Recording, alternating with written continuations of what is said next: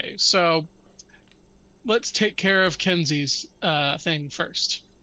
Kenzie was waiting for the winter courtier that she had previously helped out.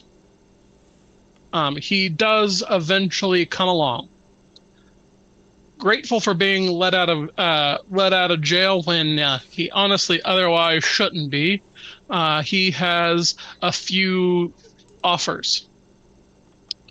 Uh, his gang was working on several smaller rackets to be put together. Uh, and considering the good deed Kinsey did, he's willing to offer one of them to Kinsey.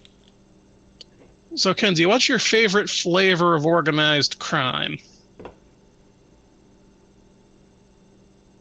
Protection racket, drug dealing, arms smuggling? Ooh, drug dealing sounds fun. All right. So, one of the rackets that the group was working on was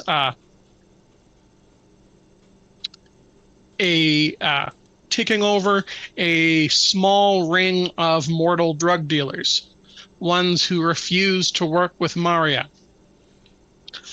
Since this area was usually too rough for most changelings to want to go there in the first place, and Mario hadn't gotten around to smashing these guys flat, it came down to Winter to do something about it.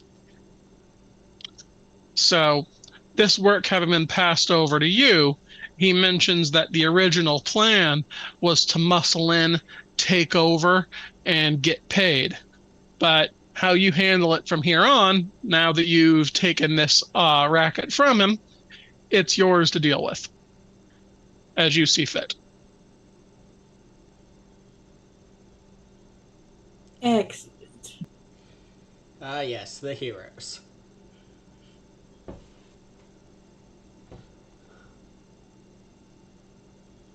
Alrighty. And was there anything in particular you were doing at the looking for at the bar, or just bartending? Um, I'm keeping my ears open. Could I throw a socialize roll and see if anything pops up? Sure. Alrighty. Just popping that open. Alrighty. So that's 2 plus 4. Alright. Rolling, rolling, rolling.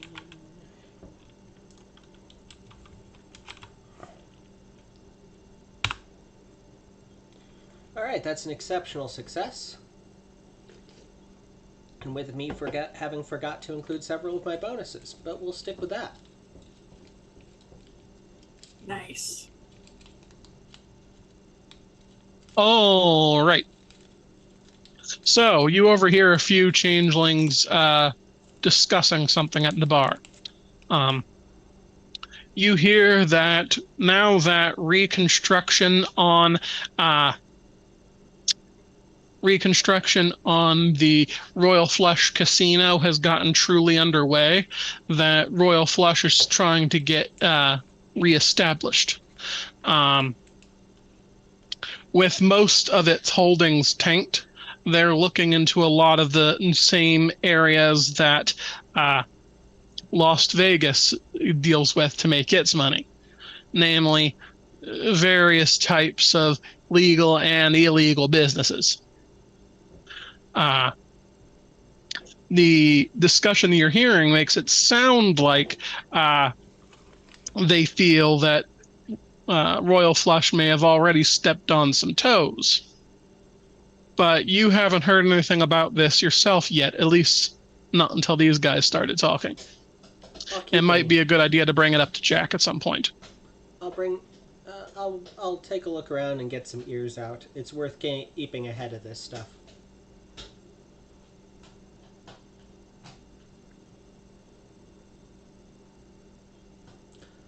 Alrighty. So, Kelly Crenelin walks into the sub-basement area where court is being held. She immediately notices where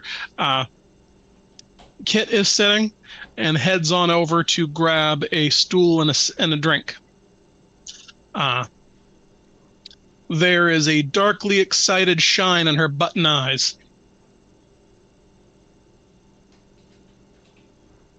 So, Sorry, go ahead.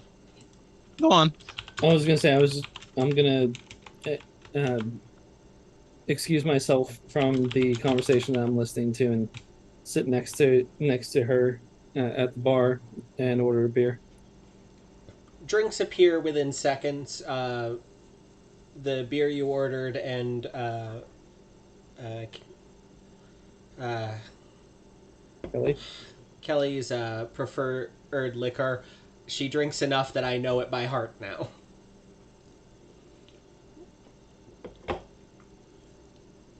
All right. Drinks having been received, Kelly looks over Kit and says, "So, you've been bugging me about this for a month. Are you ready to put your skills to a test?" Let's do it. You can bring anyone you want with you to help. I don't care if you bring the rest of your motley. But the rule is, I'm not helping you. Yep. If you can't solve it by the end of the night, then you're not good enough. She hands over a case file. I'll be waiting for you to come back and give me the answer before sunrise. She grabs the drink, raises the glass to Elliot and Kenzie, knocks it back, and heads off, giving Kit a sly and uncharacteristically playful wink. She's been in a pretty good mood since we got her all those files, huh? She definitely seems to be the kind of person that gets angsty, I think is the term, when they're not working enough. Fair enough. I'm gonna go find Kelly. Why don't you give that thing a once over? We might need to call Gizmo if it looks like there's any technical stuff. I'm sure he'd be willing to help. Yeah. I'm going to grab my beer and the case file and retreat to one of the staff rooms. All right. Kit, does the rest of the motley know what you're doing? Yes. Well, why don't you explain for those people playing at home? So, ladies and gentlemen, Kit is vying for his entitlement. So much like how Kinsey has the Saint of Cats, Kit is going for the entitlement of the Great Detective. During our month-long break between seasons 1 and 2, apparently we discovered that Kelly Crenelin is one of the great detectives, and, well, much of that month was spent haranguing her about letting Kit join. This is, for those of you looking around in your books frantically, homebrew material created by our incredible GM, Kenny. I write a lot of things that we use, if they're not from the book uh, or from the storyteller's nexus.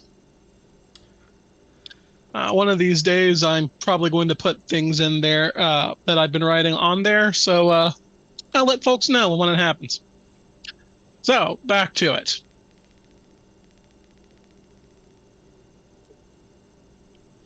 Hey, Kenzie. Kenzie slams 3 Red Bulls. Take it you're ready for tonight? Let's go! So, Kit said he was looking through the case file, correct? Yep. Okay. So that being said, the case file before you has a couple sheets of paper and 2 photos tagged to it. Looking over them, you read that this case is a bit odd for what Kelly's line of work usually is. There was a recent escapee from Arcadia, a changeling who used to be a priest by the name of Adam Fields. He is exceptionally worried about how his parishioners have been handling things since he left, and was actually quite relieved to find out about the concept of a fetch, thinking that if his fetch had much of anything in him, that the fetch would be taking care of things back at the church. He peeked in recently to find that the fetch is nowhere to be found. So he has requested that Kelly help find the fetch. Hydrate, everybody. Thanks, Void. Thank you, Boyd. With his reasoning being that since, from his perspective, he spent about 30 years in Arcadia, there's no way for him to smoothly take back on his previous role. Okay. Well, The photos are a few old Polaroids that depict the priest, probably pre-taking. He was a man in his mid-40s, salt and pepper hair, olive skin, slightly muscular build, but nothing like he was working out. Okay. all right. Well, this is your stuff. I'm happy to assist where you can, but you take the lead and ask if you need stuff. Well, I guess the first thing to do would be to get an idea of his what ended up happening with his parish. All right. So we want to go there. I think I'm gonna do an initial like online search real quick, just a quick Google, see if the parish is even around still, and if it is, the address. Alrighty then. Give me a wits plus computer check if you're going to be doing some Google searching. Okay. Do you need some assistance with that? Yes. All right. You know, too. Still little bottom. All right. So yeah, it's not the greatest dice pool for me, but Well, you're the one who wanted to use Google. +1. okay. +2. Yeah, Kit, maybe things wouldn't be so hard if you went out and got yourself a library card. It's actually a worthwhile second stop. The newspaper archives might have stuff if this doesn't. Okay, yeah, I'm not able to find anything.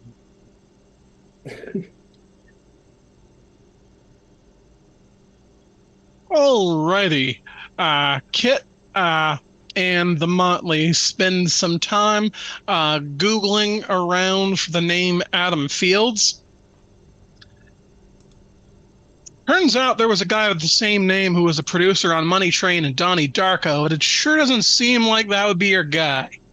However, finding this has led down a Google rabbit hole, and soon Kit finds himself watching clips from Donnie Darko.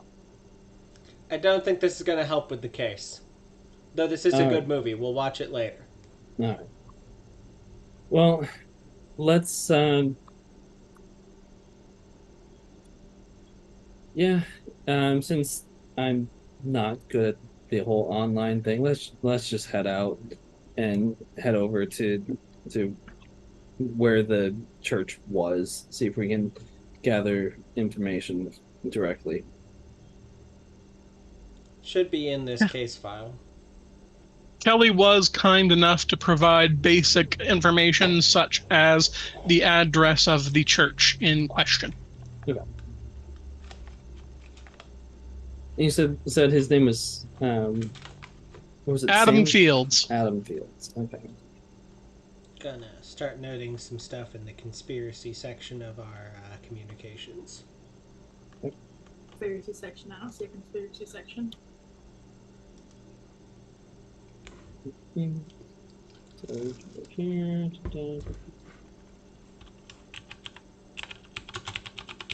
Oh. Okay, yeah, so let's go ahead and head out to the church. After reading through the file, how many clues do we have, Kenny? How many clues relating to the investigation? Yes. Kelly has given you some basic starting points, but nothing that would help with breaking the case in any way. Yeah, okay. So, the church in question, when you punch the name into Google Maps, is a smallish one called Legacy of the Cornerstone Church. It's a pretty small Catholic church up in the northern suburbs of Vegas.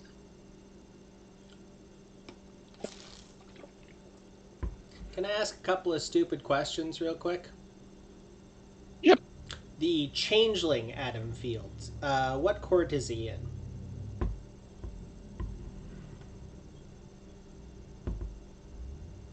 All right, bear with me a second here. Sorry, I'm seeing if there's an odds in hell that I know him and or would recognize his face. Little details Spring. like this. Excellent. So there's decent odds. We'll go into that later, though.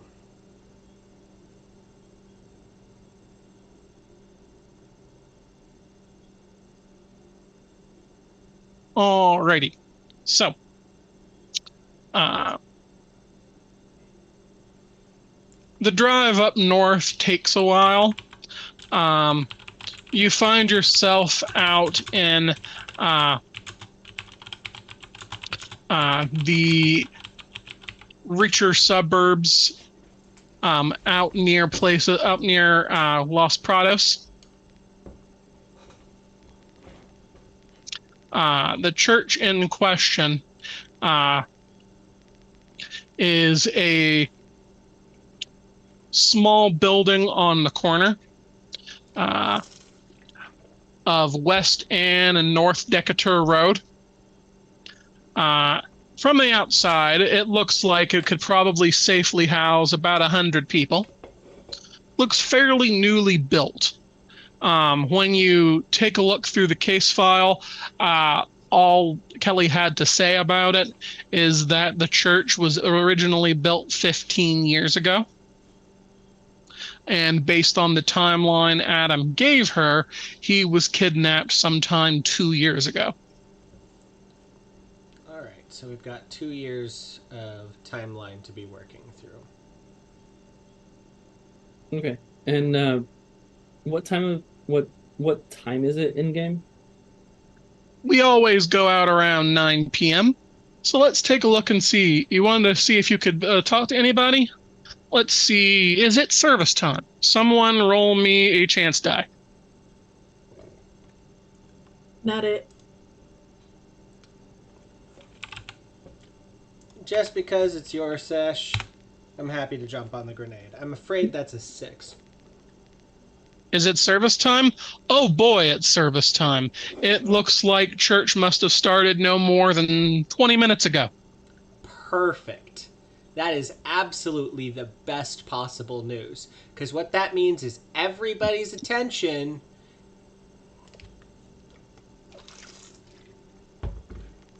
is focused right up on the it's focused right up at the front, and that means they're going to not be in a couple of places that are very important. This is a modern built church, which means actually I'm gonna go take a look around for security measures. There's definitely some sort of security system in any place that has money, so let's figure out if they have cameras. Alrighty. So you're going to be casing the place, see if there's any cameras, anything like that, correct? Yep. Can I make a suggestion? Yeah. This is a church. During service, Yes. I reach into the hammer space, pull out some snacks, hand them to Elliot, and say, "Go gossip with the mothers holding their crying babies." I'll take a look around for the security systems. I'm arriving late to service, so I'm gonna be running into some stuff, but at least I'm dressed up nice. But chances, like how I'm picturing it, is there's some kind of like foyer or something like that outside of the main congregation hall, and Where people are taking disruptive elements out of there. exactly. No problem. I'm gonna go glad hand a bit. You go handle things. I think that sounds like a socialize roll to me. Yeah, if that's what you're going to do, give me presence plus socialize. You got it. Right.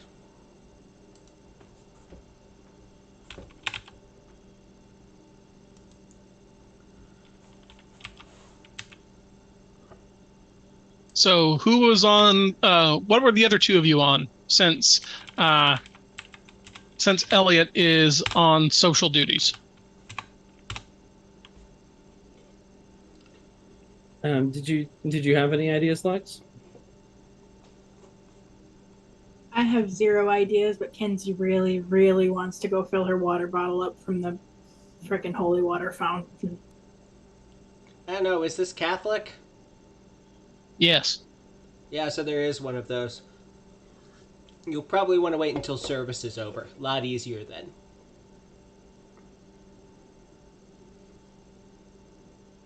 All right. And Kit, were you going to do that thing with looking for the security cameras and whatnot? Yeah, see if we can get an idea of that. Actually, this is Catholic, so see if you, Kinsey, why don't you sneak in and see if you can get into the like the Rectory? yeah, where the priest or whatever lives on whatnot. You know what I'm talking about, right? We can guarantee he won't be there right now because he is presumably doing service. And this Yeah. is Catholic, so I don't feel bad saying he. Okay, that's what I do. All right. So Kinsey's going to try to sneak into the rectory.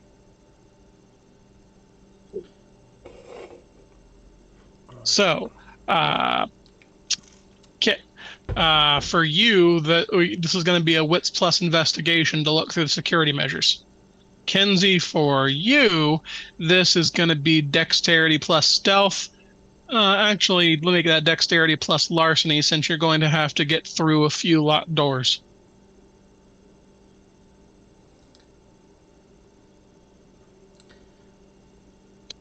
And yes, Elliot, 3 successes on socialize. thanks for the reminder. We were coming back around to it, but I do appreciate it.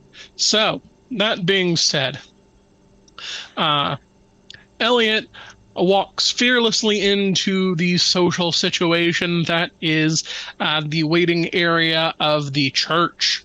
So, Legacy of the Cornerstone's a pretty small place, but this waiting area outside, there's a few upholstered benches, coat hangers, umbrella stands, things like that, and there's always a few mothers with rowdy babies, excitable toddlers.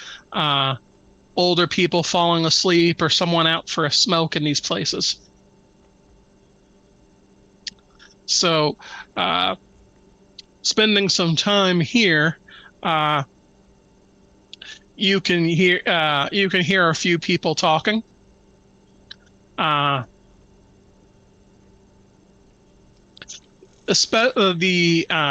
overall sentiment seems to be that no one here is satisfied with the new priest. Since Father Fields went AWOL, they sent someone new down to take over the church. And this guy seems to be, even for Catholics, a real stick in the mud. One of the older gentlemen outright states that he doesn't like talking to this guy because, unlike Father Fields, he is a man of the cloth first and a man second. Why, they've even been reopening the old rectory. He's too good to live among the people. Not like Father Fields. We'll need to get Fields' old address. That's worth asking about. I'm going to do something since I'm absolutely sure this new priest is here, and I'm going to remove one big possibility real quick. I'd like to do... Oh God, what is it called when you pulse and see if there's any magic nearby? Kenning? Kenning. I'd like to do some kenning, Kenny. All right, make the roll. By the book, it's supposed to be me who does these rolls, but I don't see the point, so I let the players do it. Additionally, all of our rolls are happening here in the open, so, like... One success.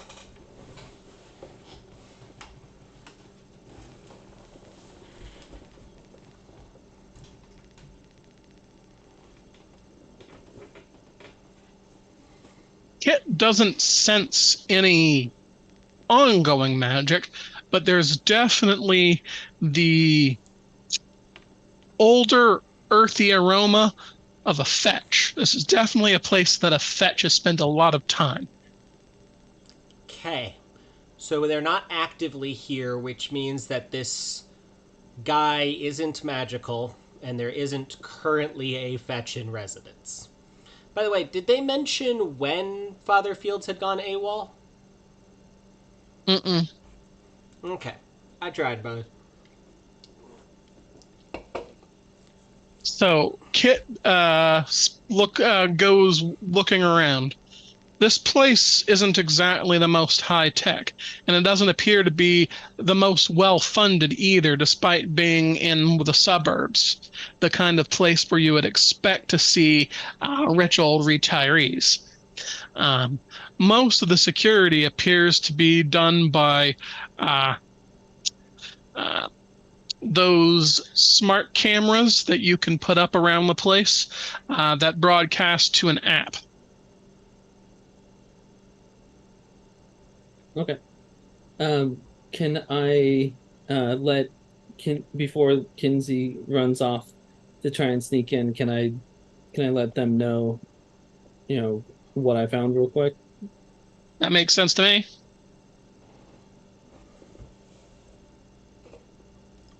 All right, and Kinsey was using this time to break into the rectory. In shadow form.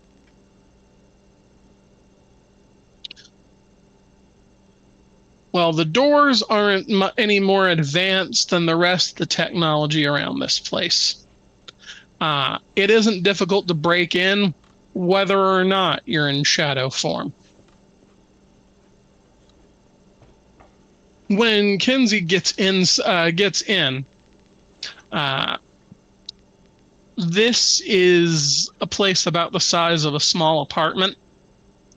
It is very obviously undergoing renovation. It's not habitable yet, but from some of the furniture and things being moved in, you get the feeling that the occupant is very interested in moving in as soon as possible.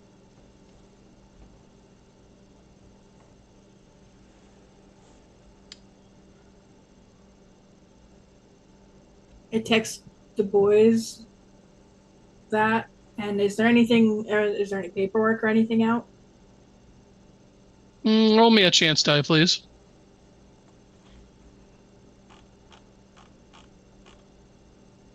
Actually, it occurs to me that this would be more of an investigation thing. Give me wits plus investigation, Kenzie, but I will keep that chance die on advisement. Wow, the worst of both worlds.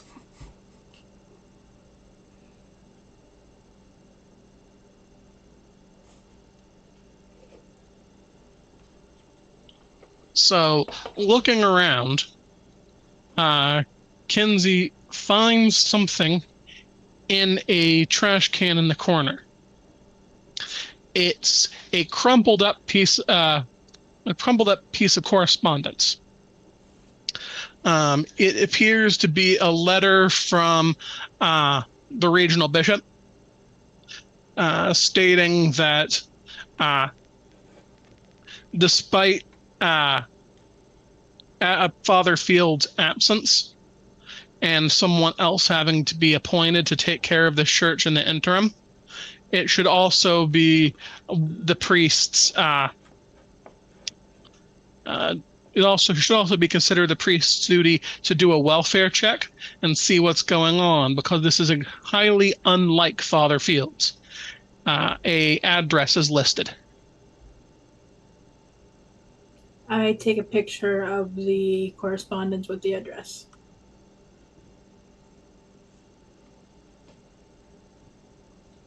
So, can we put that one in our handy dandy notebook? Yep, I would definitely say that counts as a clue.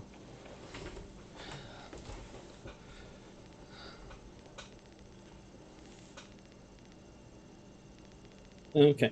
And the address, is it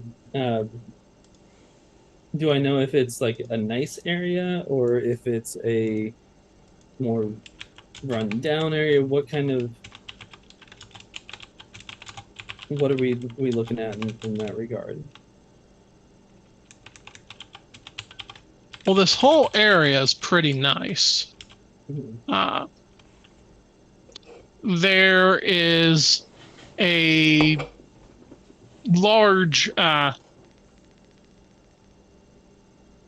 gated community just to the south, but this address is actually a little further north to a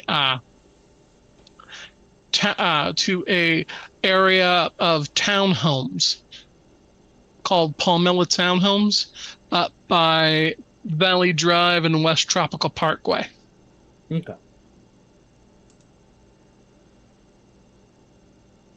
So, do you guys want to hang out here and see if we can gather a little more information before we head out, or do you want to head over to the house?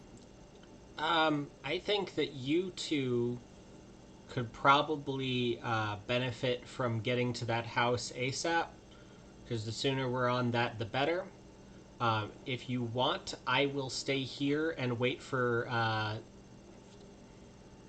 this all to get out and see if I can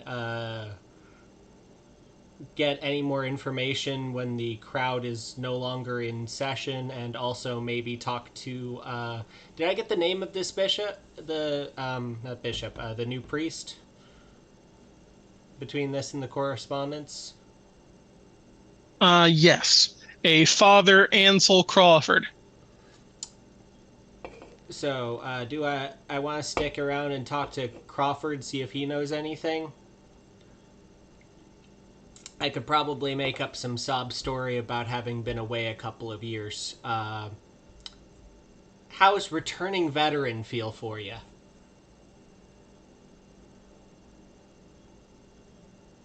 Okay. So yeah, with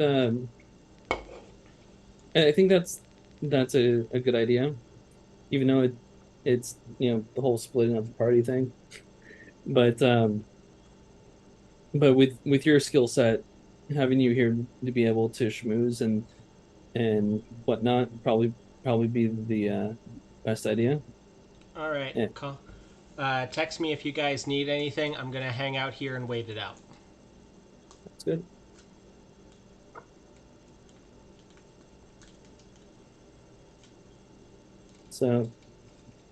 So we head off to the townhouse then, yeah? All right. This area, the Pomona Townhouses, isn't too far away from the church. It's a few blocks north. Uh, this area, though, is absolutely one of those upper middle class places. Not quite as fancy as some of the single family homes nearby, uh, but you're definitely seeing new cars in parking spaces. You're seeing a security office and cameras all over the place. Uh, you head over to Building 4 on Hidalgo Avenue. This is supposed to be the place where Father Fields was living, according to the letter. You see a small, older car in the driveway. It's a black sedan and probably an '05 model. It's covered in various dirt. Looks like it hasn't been driven in quite a while.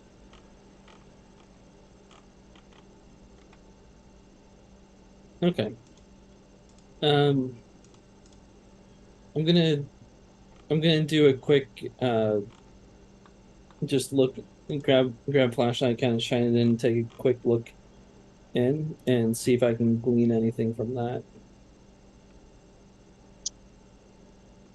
All right, well, for that doesn't seem like it would need a roll. Just a quick look inside, you see uh papers all over the front and back seat. And in the cup holder, the moldy remnants of a quarter of a cheeseburger.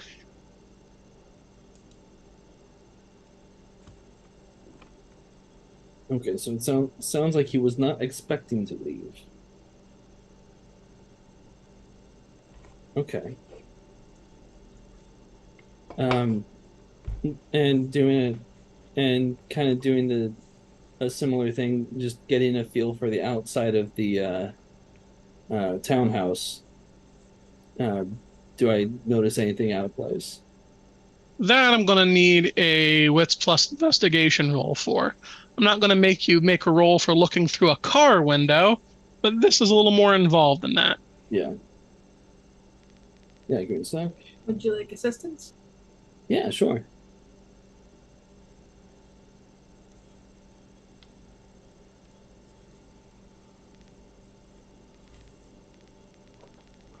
Three additional dice. Okay.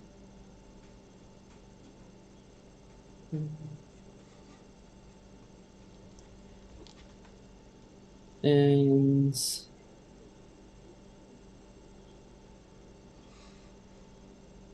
you know what? Why not? Let's go ahead and spend a willpower to make this rote. Why not?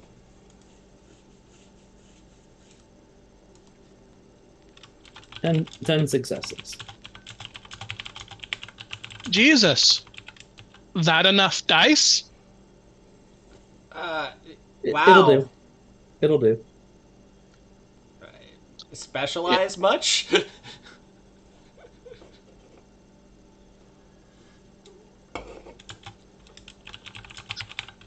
All right, looking around the outside of the townhouse. It's fairly well kept, fairly clean. You notice that the windows seem to be getting dirty, suggesting that they haven't been cleaned in a while. But two things in particular really catch your eye while you're going over the area. Two, first, there is a area of paint on the front door that appears somewhat lighter than the rest of it, as though something that had been hung up had been recently removed. It is in the shape of a cross. The second thing that you notice is that while the lawn appears to be immaculately kept at first glance, when you really look into it, you can see what looks to be a type of invasive vine growing all over the front lawn. Okay.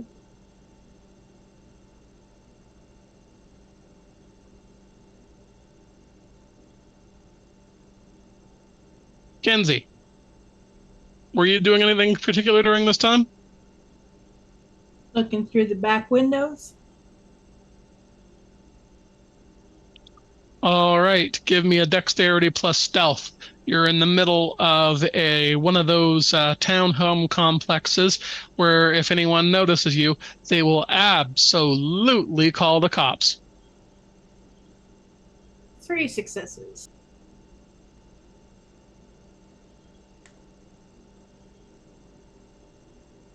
Kinsey sneaks into the backyard and looks through the window. You're looking into the kitchen of the townhome. There is a sink full of dirty dishes in quite the state. You can see flies all around the kitchen, and the refrigerator door is wide open.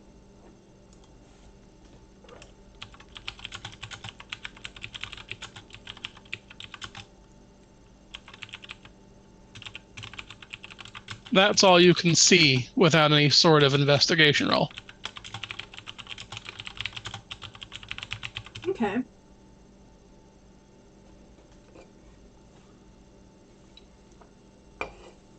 Can I roll investigation? Would you like to? Yeah. What's plus investigation then?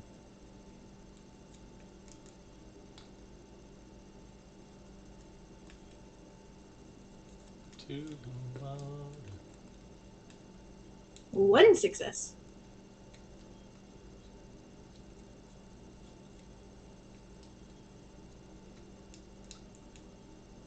The only thing that really catches your eye looking in through the window here is that on the tile floor of the kitchen, here and there, growing up from between the tiles where the grout should be, and even occasionally pushing a tile aside, there are weeds and vines.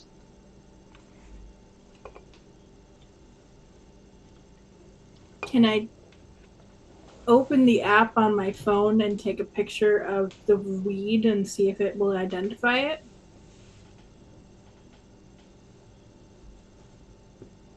I think that'd be.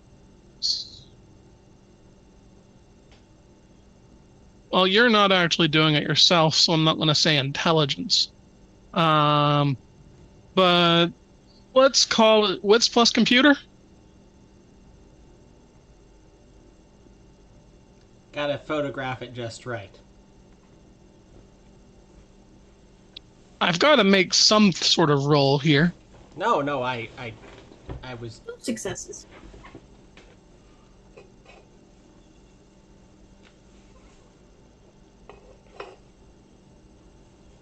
Alrighty.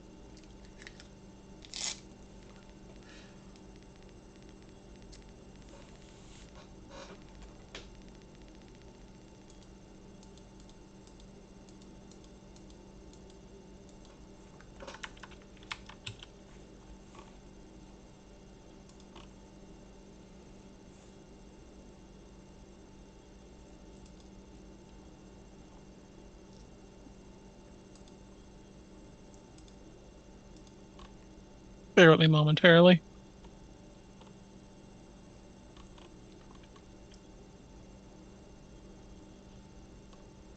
This is fun. Yeah, I'm digging this. So the vines that you see growing through here are identified as the American bittersweet. It's a type of invasive vine that's native to North America. Um, One of its most defining traits is that when allowed to grow large enough, it becomes one of the more woody type of vines. Uh, Absolutely not the sort of thing you would expect to see growing through the tiles in someone's kitchen. Yeah, these are supposed to be growing in on like a tree or something. That's super weird. So let's go back over to Elliot for a moment. So, Elliot, since you have been abandoned to schmooze at church, what have you been doing?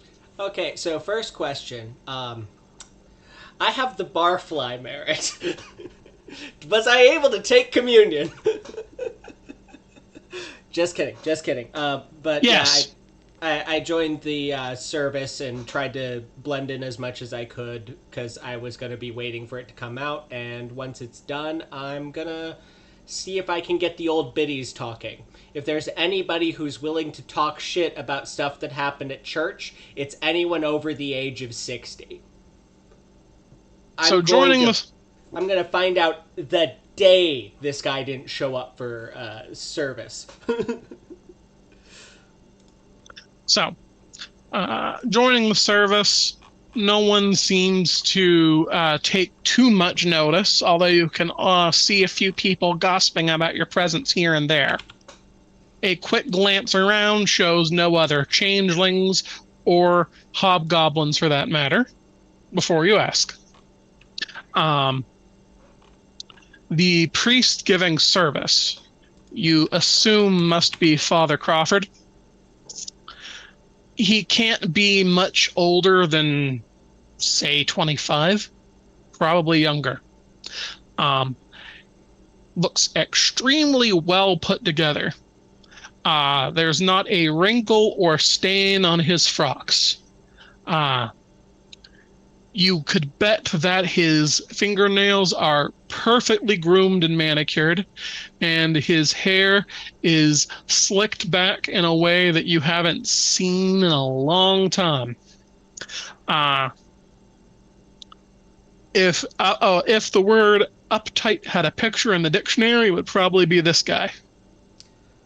Well, I'm going to just absolutely love the conversation we'll be having in a minute, but I'm going to throw a socialize at the old biddies now that we're getting out of service and see if I can't get them talking about the old priest.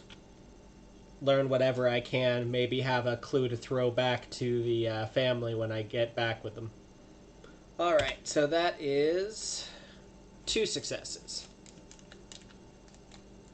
The general dissatisfaction you'd heard in the waiting room earlier is echoed from during the talk that you hear from the older members of the church.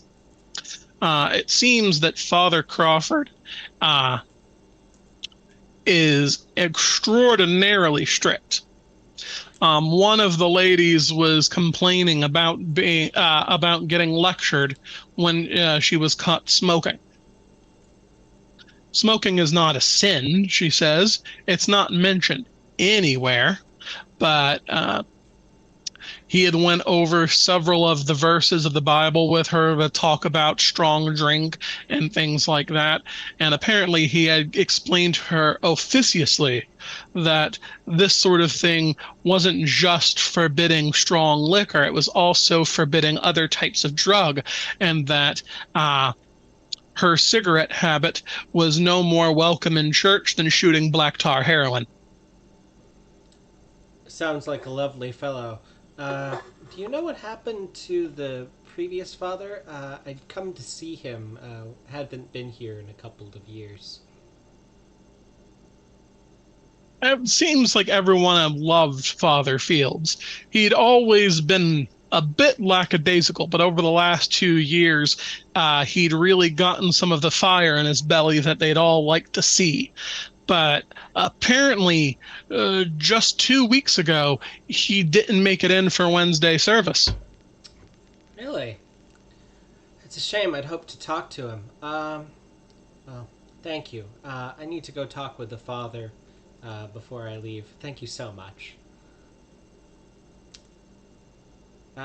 So I'm gonna go talk to the current father, see if he knows anything, and honestly get a feel out for him, because this guy's giving me weird vibes. Gonna probably, I think, getting somebody talking is gonna be persuasion plus presence. Does that sound workable to you? What are you going to be persuading him to do? Spill his guts about what he knows about Father Fields. Get him talking about his sudden arrival here.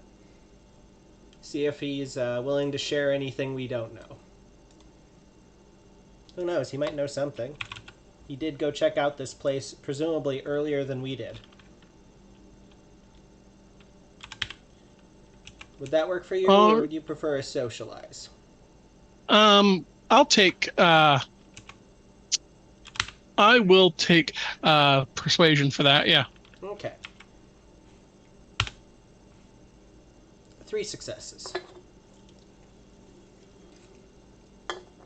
Officious types are always easy to get talking. They like the sound of their own voice.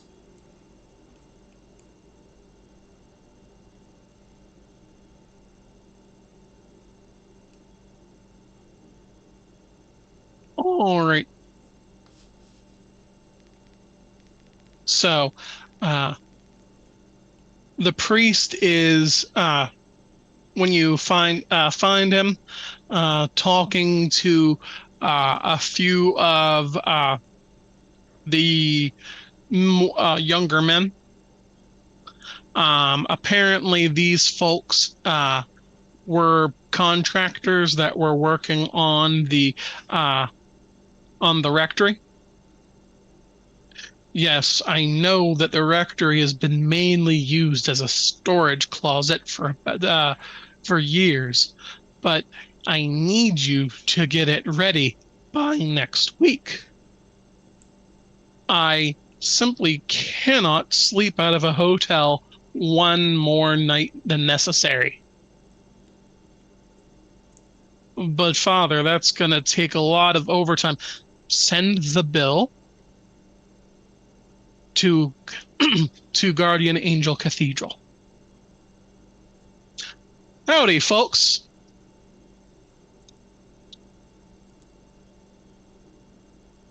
Always not good to see raiders, new faces.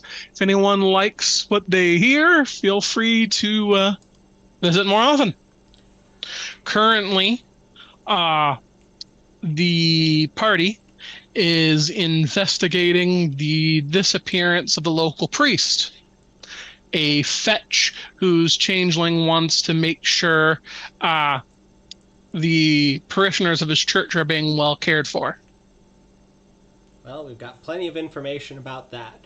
I'm currently talking to his replacement, who showed up in the last few weeks and is moving in, and is apparently a huge stick in the mud, even for a Catholic priest.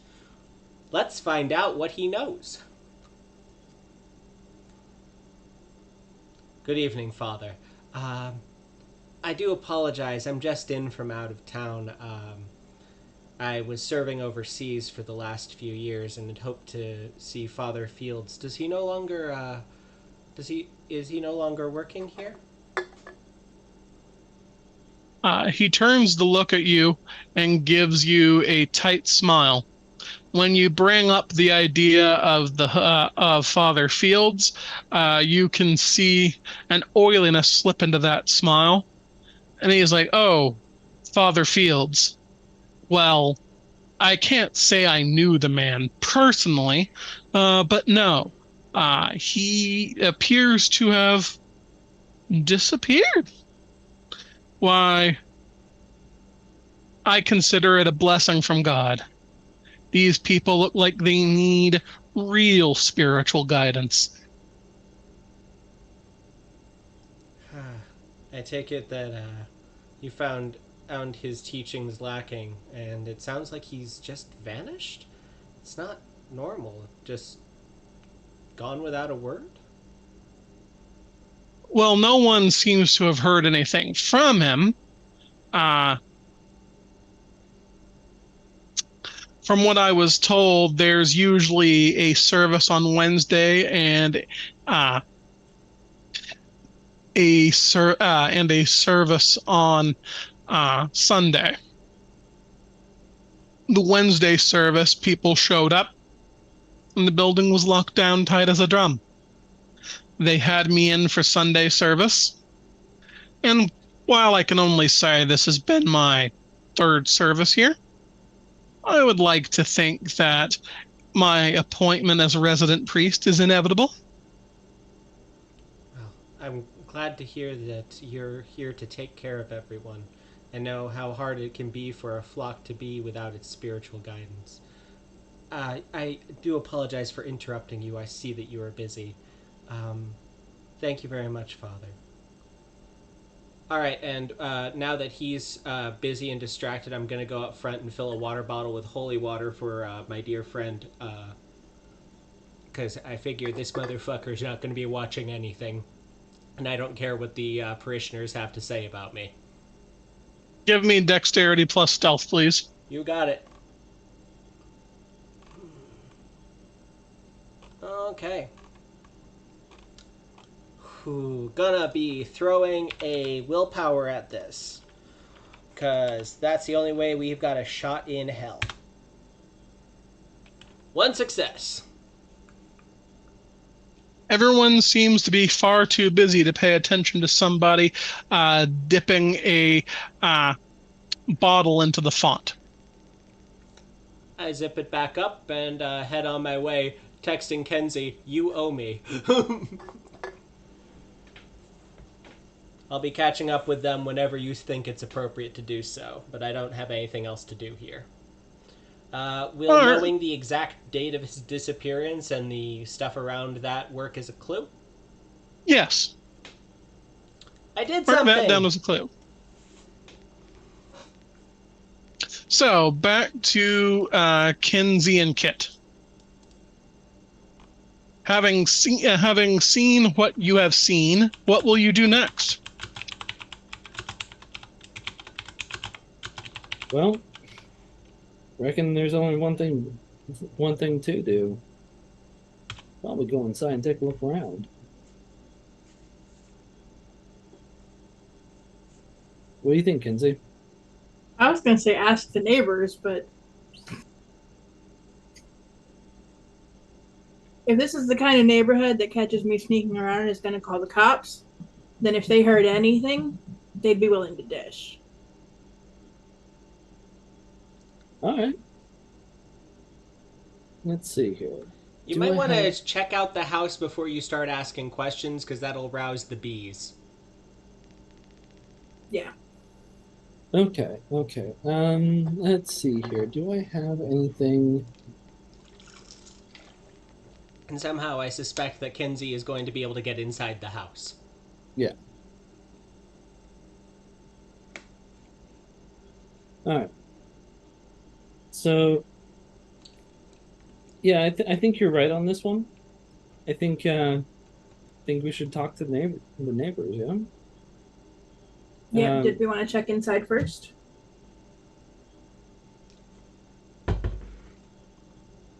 let's kind of make it known that we're investigating this man's disappearance before we do that. All right, so will you both be doing that? Or or did you want to sneak inside while I talk to the neighbors? Or did we want to wait for Elliot to talk to the neighbors? He's good at that. It's entirely up to you, but I think we should, if we're going to investigate inside the house, do it before we talk to the neighbors. All right, let's do it. All right, so are you both doing that together then? Well, I'm gonna need Kinsey's help to at least pop the door. I'm just asking, are we splitting the party further? No. Let's not further split the party. All right, if you're sure about that. Okay, so it's going to be dexterity plus larceny to get inside. Um, let's give you a -3 since this is the kind of uptight place that would notice someone picking a lock. Can I aid by spraying some WD-40 in the lock? Yes, you can roll dexterity plus larceny as well.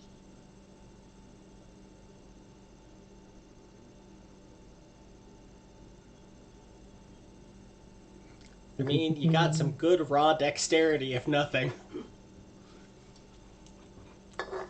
Hold on. Actually, I might be pretty decent at this right now.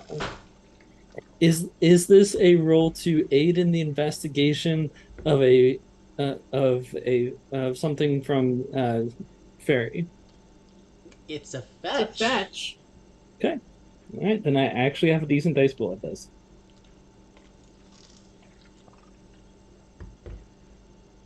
So that is going to be sorry, bring this up. Dex -1, so that's 3 plus 5, 8. Da da da da. Okay. There you All go. right, plus 4 bonus then. He sprays the WD-40 with such force that he almost turns the first tumbler.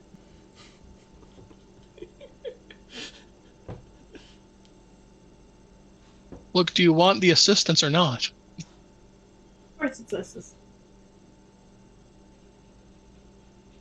So, um, with some work, the door is able to be opened.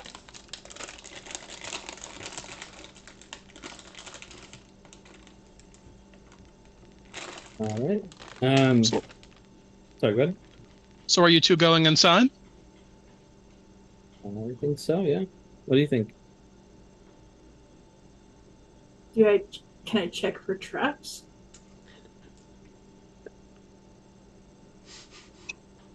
I'm not sure what role that would be. Wits plus investigation, I guess. Or I roll to disbelieve. 2 successes.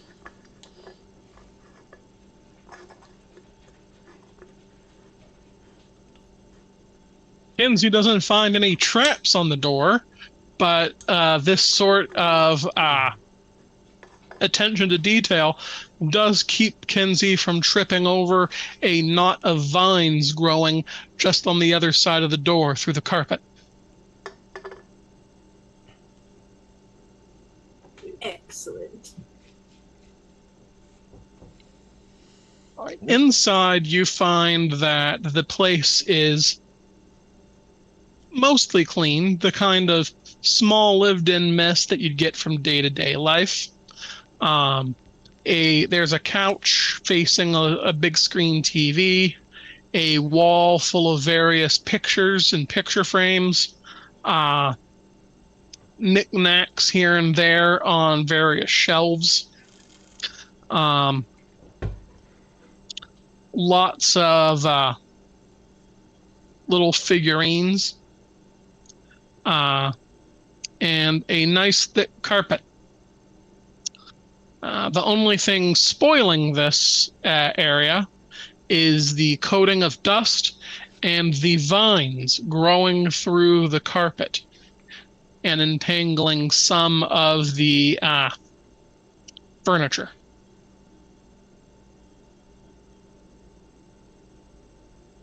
Okay. Before we get too far into investigating the house in general, can I do an occult wits plus occult to see if I know of any like contracts or magical stuff that would cause these vines? Makes sense to me. Mm, okay. So would my specialty in fetches count? No, since you're not looking at anything involving the fetch. Okay.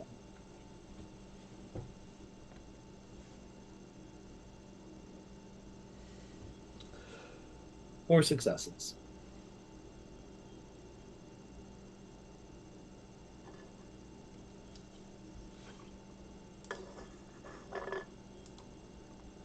Alrighty.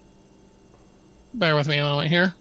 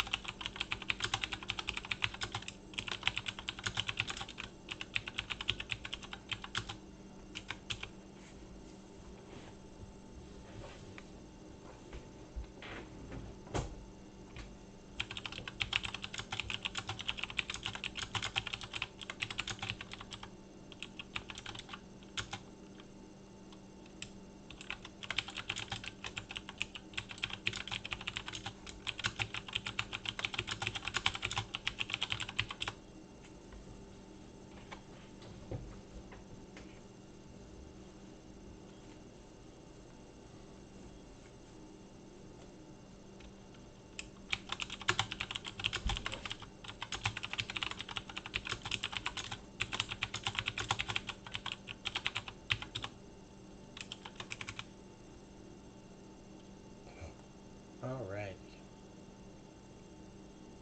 Sorry, I've been updating my notes, trying to keep track of everything going on.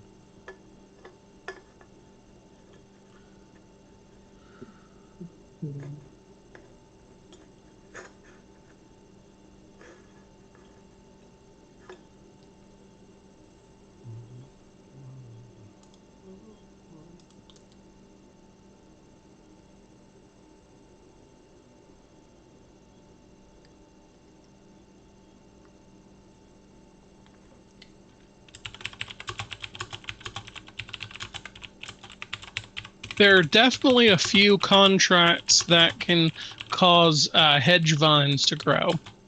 Um,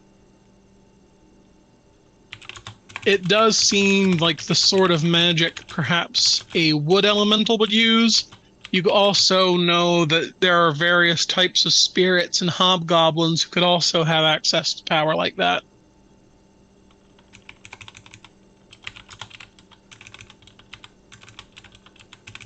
Okay. Hmm. Okay, Elliot, I think you've taken time enough to drive over. All right. Did you guys leave the door open? The back door, yes.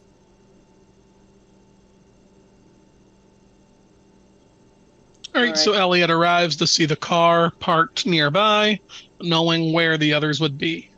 Uh, knowing where we are and what exactly is going on in this area, I'm gonna go walk up to the front door, and knock on it and let them let me inside, which looks way less suspicious than whatever I would attempt trying to get over the fence.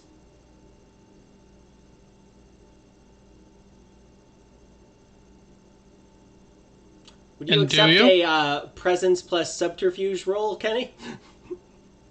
Sure, I was just asking the others if they're actually going to open the door. Yeah. But I guess you're making this roll for the effort of not having someone call the cops on you, which makes sense to me.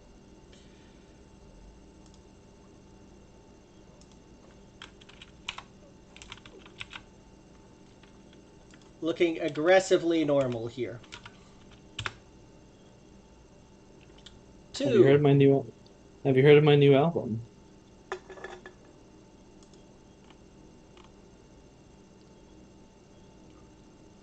All right. You can definitely feel the judging eyes of the neighborhood on you uh, until the doors open and the others let you into the priest's townhouse.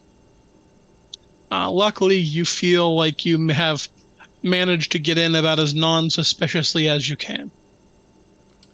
Thank you, guys. So, um, this is a priest's home. His job would be writing sermons, essentially. So there's got to be somewhere he's doing that. If he's writing a bunch of stuff down at that sort of a desk, maybe there's notes, maybe there's a journal, maybe there's something. Even what he was thinking during his last couple sermons that might be collected somewhere could give us a clue as to where his head was at. I think Rattlebones was behind this. I mean, good odds. But, Yeah, and if I fill Elliot in on what we've discovered so far. So, I hate to keep using the same trick, but I'm going to waste my 3rd out of 4 willpower today. And let's see what a kenning does for us. See if there's anything kicking around here right now. Maybe somebody in the fucking attic, for all I know. 1 success. This place stinks of magic. Magic used semi recently, and glamour here at this very moment. Glamour here at this very moment, you say. In what direction and where? Upstairs. Kenzie transubstantiates into shadow. Pull out my shotgun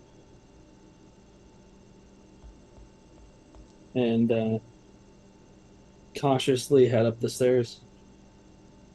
Can I preemptively roll initiative? Can we at least try and talk before we start shooting? That'd probably be for the best, but Fine, but I'm still spending the willpower to pop Vigilance of Ares. There's nothing stopping you. But we head upstairs and see what we can see.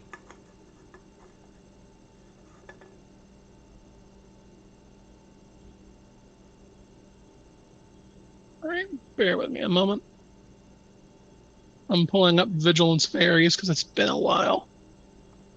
I think that's the the thing you're going summer after court, is right? so you don't get surprised, right? Yeah.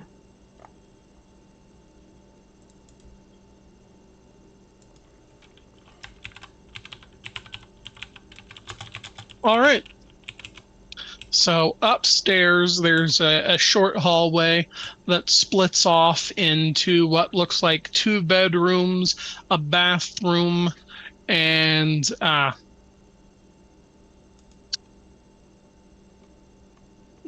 it would be a bit ostentatious to say study, but a bedroom that's been converted into an office. the room with a desk. Yes.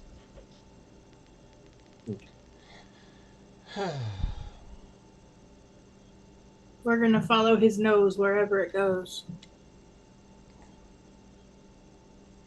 To the flavors of glamour, wherever they grow.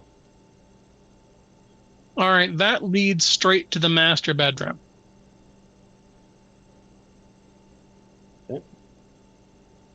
I cautiously open the master bedroom door.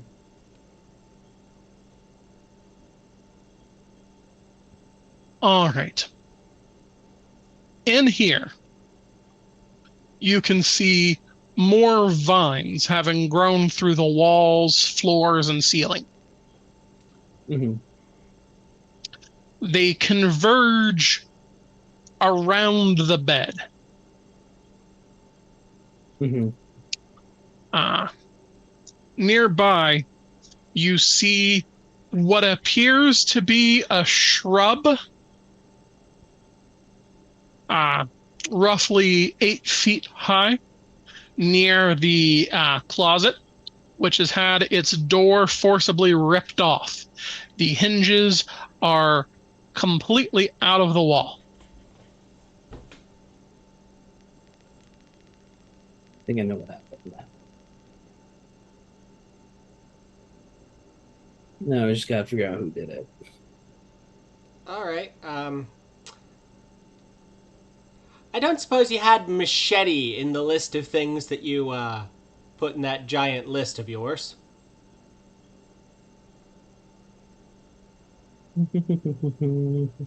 If not, would you be willing to put that lovely sword of yours to use clearing off the stuff around the bed? Because I have the feeling something's in there.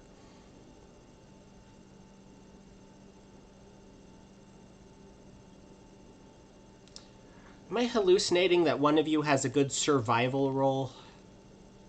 I do. Thank God everyone's better at the things that I'm no good at.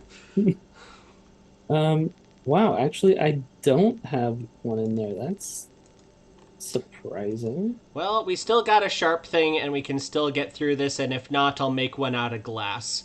Would you mind using your sword? It will do as a sword. Yep. I have a wood carving set.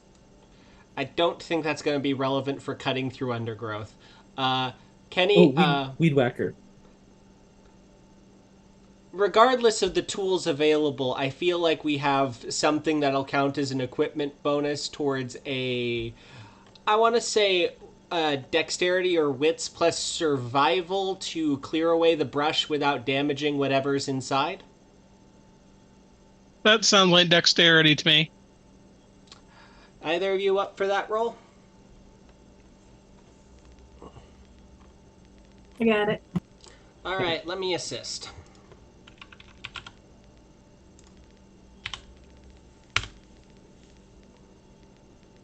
Four successes.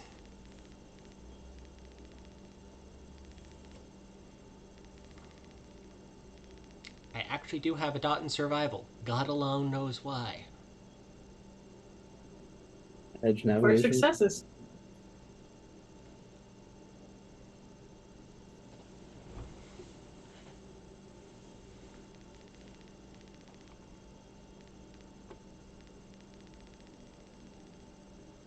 So, having hacked carefully through the vines that are converging above the bed, they are holding something in place about 3 feet off the surface of the bed.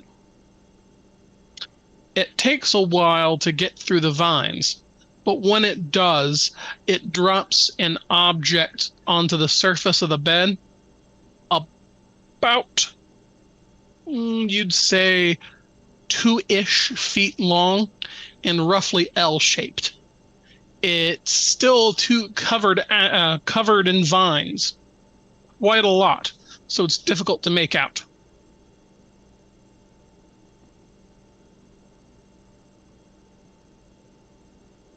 Can I brawl the vines off of it?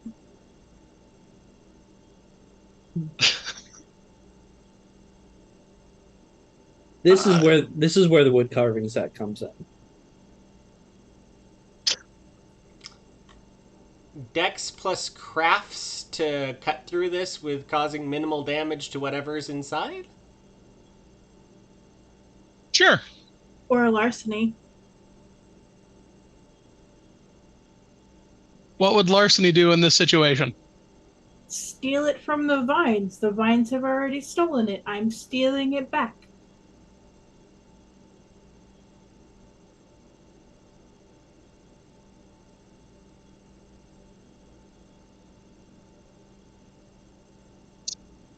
Just let us know No. which one of us is rolling. No, I'm not letting that happen, Kenzie. Sorry. All right.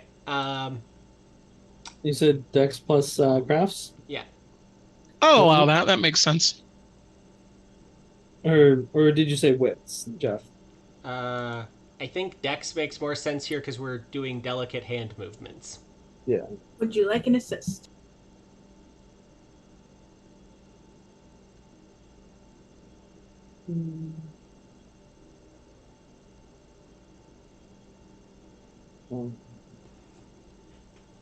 Jeff, do you want an assist on that? I'd love one if you guys are offering. 3 successes. 1 success. Thank you. One of these days I'm going to remember to do my 9 agains, but it's still 3 successes, so it's still fine. Working through the vines is a team effort, and it definitely takes a while. But eventually, you're able to work through it, and underneath the vines, you find yourselves holding a severed leg. Oh, Well, that's lovely. The most interesting thing about it is that while it is old, clearly begun to rot, and clotted with purple-red blood, you're also bits and pieces of the flesh that seed way to canvas. Dirty, lumpy canvas, like a sack. all right. I am the first person to lay hands on it of our group because I was the one doing this, so I am walls have earsing this thing immediately. It's a fetch's leg. I know, Partially- but it did belong to him, and I'm going to get his face so I can trace him. He was holding it at some point. You know You know on what? his body. I'll allow it. That makes sense. It's a person who last handled or touched the object, so I'm either going to find out who severed the leg, or I'm going to see the owner of the leg. Either way, useful data. So that is no rolls. I just spend the glamour and I get it. All right. So I'd like to see a vision of the person who last handled or touched it, as well as the circumstances of the scene. This vision shows anyone within 3 meters of the object at that time. Okay. I don't think I need to see how it's constructed, nor how to use the object to its best effect. Oh, but are you sure this could be an incredibly useful tool? You keep saying shit like that, and it's going to become my primary weapon, Kenny. Wise horse, wise horse. All right, cool it with the end jokes. So, anyway.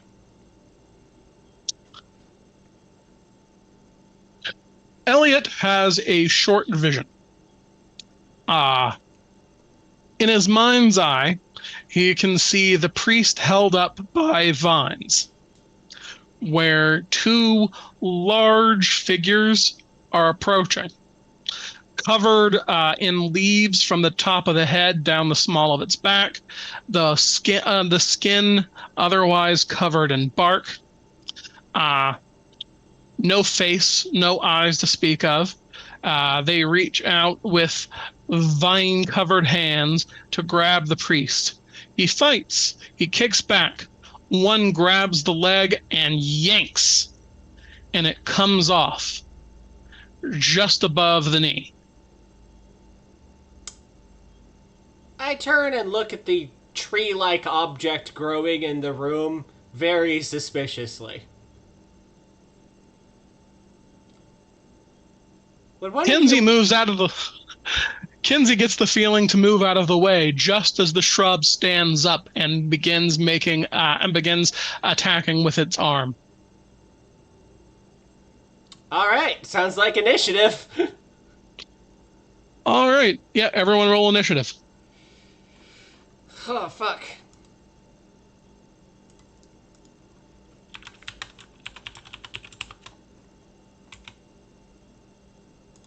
Jesus Christ. Has left the building here, apparently. Oh my god, called it. That's terrible, and I love it. Hey. Way to be prepped.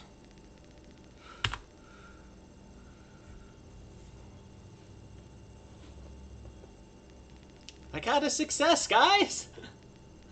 Kinsey got 17. 15 for Elliot. 31. I got 15 and 31. Because, of course, Kit got 31 in the initiative order. I got an exploding 10. Eight. All right. So the initiative order goes Kit, Kinsey, the tree, and Elliot.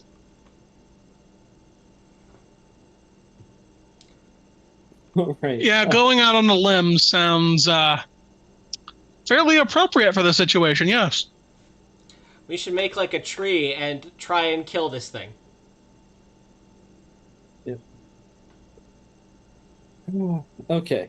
I'm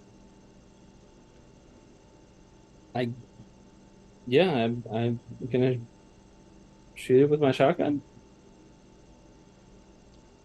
Well, so much for Okay. talking to the neighbors. Yeah, unfortunately. So that's gonna be 9, and I believe shotgun's getting 9 again. Let me double check on that. Yes, it does. Shotgun, yeah, and it's a +3 damage on. Okay. We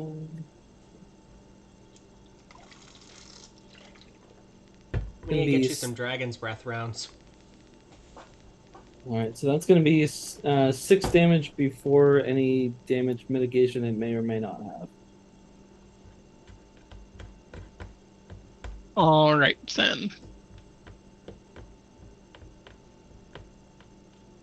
So that'll be 4 lethal damage. All right. The shotgun hits home. The hobgoblin doesn't appear to notice. It simply, well, it's hard to say it stares at you since it doesn't have any eyes, but it simply looks at you without moving or flinching. It's the blank area of bark that would be its face, completely unresponsive and unreacting. Kenzie, your turn.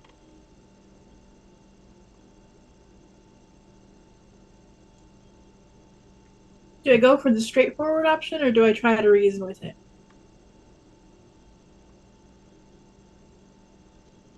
Honestly, either sounds funny, Yeah. but we did just shoot it.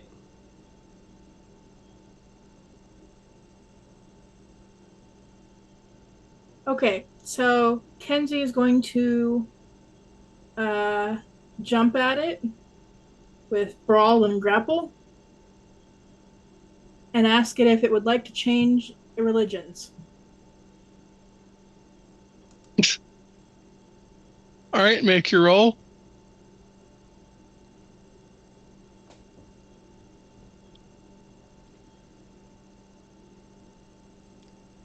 Two successes. 3. All right. Let me break out the grapple rules.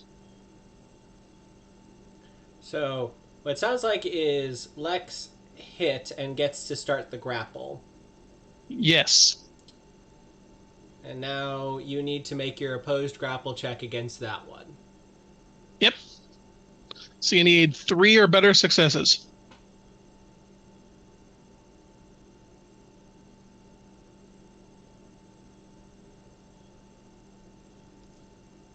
Three. It's a tie. It's a tie, so since let's be nice and say player wins tie for today. Let's see. The character with the most success chooses a grapple option to enact immediately, or to, on a tie, the characters continue to grapple, but nothing else happens. Okay, so there is actually a thing here for ties. Sorry about that. So that means Kinsey and the tree are locked in mortal combat. But that means that it's not accomplishing fucking anything. Well, you've got 2 allies here to help sort you out.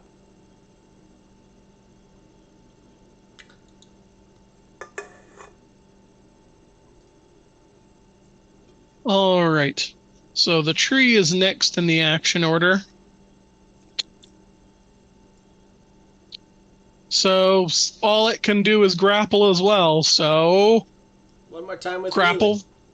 grapple the next.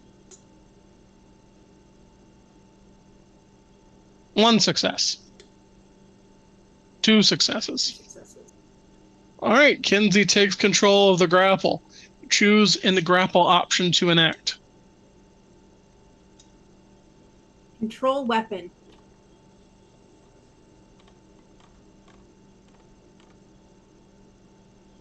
Well, its arms are covered in various vines that looks like it could that it could project outwards, but with your hands on it, it won't be able to do that.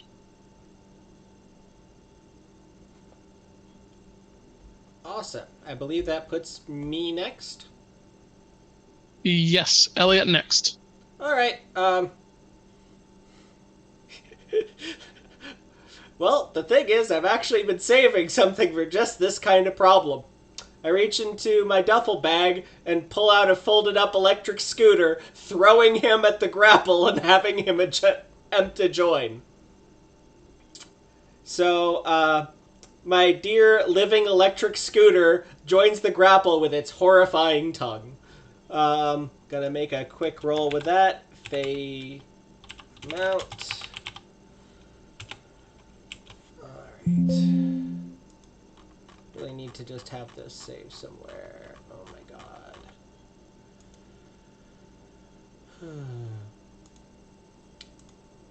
But yeah, I figure you having a backup assisting you in the grapple means we've got a better chance of getting through this. Hope that's alright. Yeah. Anyways, so for those of you playing at home, I found an electric scooter out in the Feywild that had come to life and has been serving as a mount and also my combat buddy. So that's going to be strength plus brawl, rolling on its behalf. 4 successes. I believe it should be able to join that grapple quite easily. Yes. Alrighty. And 3 successes for the grapple. All right, I'm then sorry you to get to keep choose. asking you to make rolls, hun, but you're gonna need to. All right, so what sort of grapple option do you want to enact? I'm going to take hold. All right, the tree is immobilized. Top of the action order. Kit. Congratulations, I've got it pinned for you. All right. He's pinned, huh? So in that case, I'm going to put the shotgun directly to the blank spot in it, in where you said his face would be, and I'm going to try and to intimidate him. All right. See if I can get him to tell us what the heck is going on. So,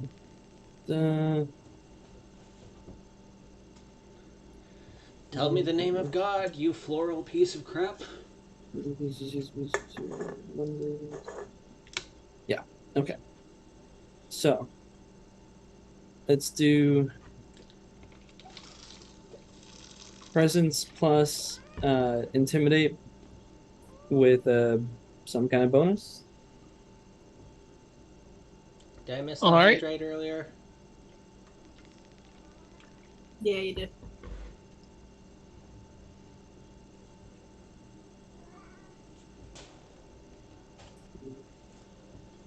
All right. A +1 bonus wouldn't be remiss.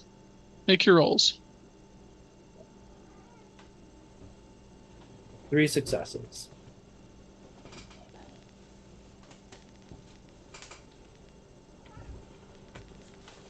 The tree-like hobgoblin doesn't appear to respond or even notice. You get the feeling after a few moments of uh, intimidation that the being isn't self-aware. Okay. Then I just pull the trigger. Alrighty. Make a attack then. Luckily, you're good at that too.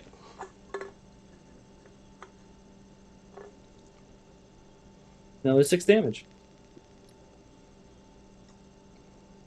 Alrighty. So it takes another 4 damage. Yep. All right, Kenzie. Kenzie, is it still standing? Yes, quite a lot of wood was blown off. So you can see the jagged, yellowy white interior of its wooden head.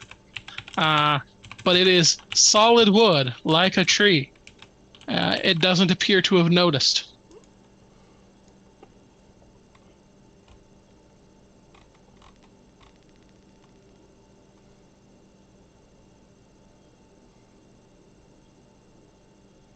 Okay, give me 1 second. In the file that Kelly gave us, did were we do we know what kind of changeling the the the father is? Bear with me a moment.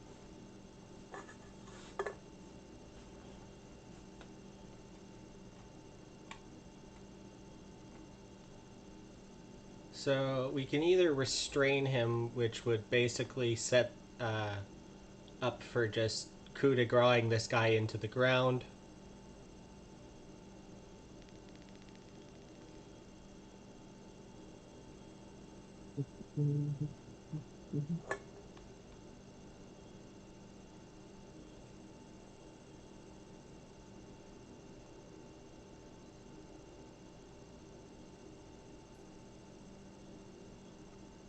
Or we can just start damaging him. He's lost his defense, so we can swing for his face.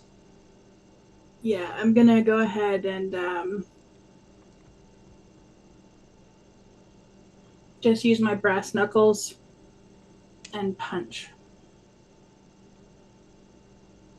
All right.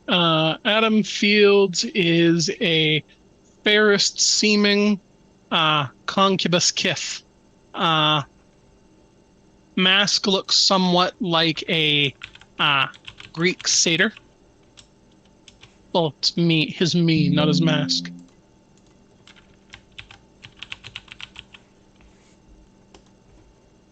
Right, and what were you doing, Kenzie? I apologize, but I was answering Kit's question and it didn't quite stick in my brain. I was punching him in my grapple. All right. So you got 2 successes.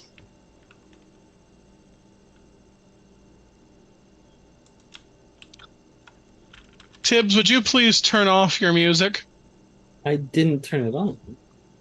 Well, my TV has your name on it. I didn't. Okay, hold on. I'll take care of it. I don't know what did that, so give me a sec.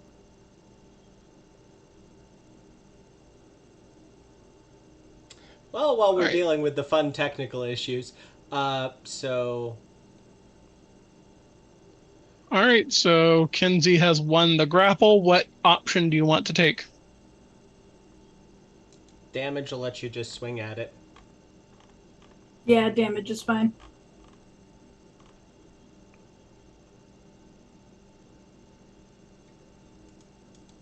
Do I roll again? Nope, you use Uh, that as an attack. Okay. all right, then no damage needed. Is Since 3? you've got a... Wait a second. Yeah, you're right. You rolled 3. So that'd be 1 damage taken in. All right, it is the tree's turn. And it is going to grapple as well. Okay. Make your roll, Kenzie. And the beast.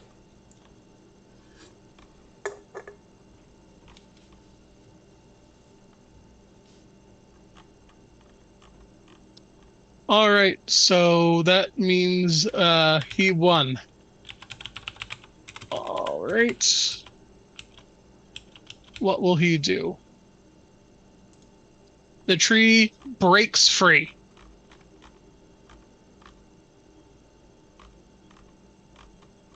All right, bear with me just a moment. I'm going to turn off the TV if apparently Yeah, sorry, that's a little weird because like I'm not showing anything on my side that's connecting to your TV, man. I don't know what happened there. That's weird. it is what it is. All right, so it looks like it's busted loose. All right. Now that the tree is busted loose, it may take another instant action immediately.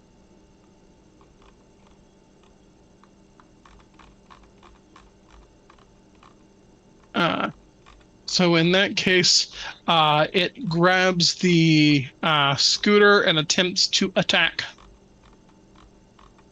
Okay. Let's see. So my scooter's defense, which it has no reason not to have right now. Yes, you're right. It does have the defense since since the grapple's over. All right, what's the defense? Sorry, it was just pulling that up. Anyways, Fey Mount's defense is 7.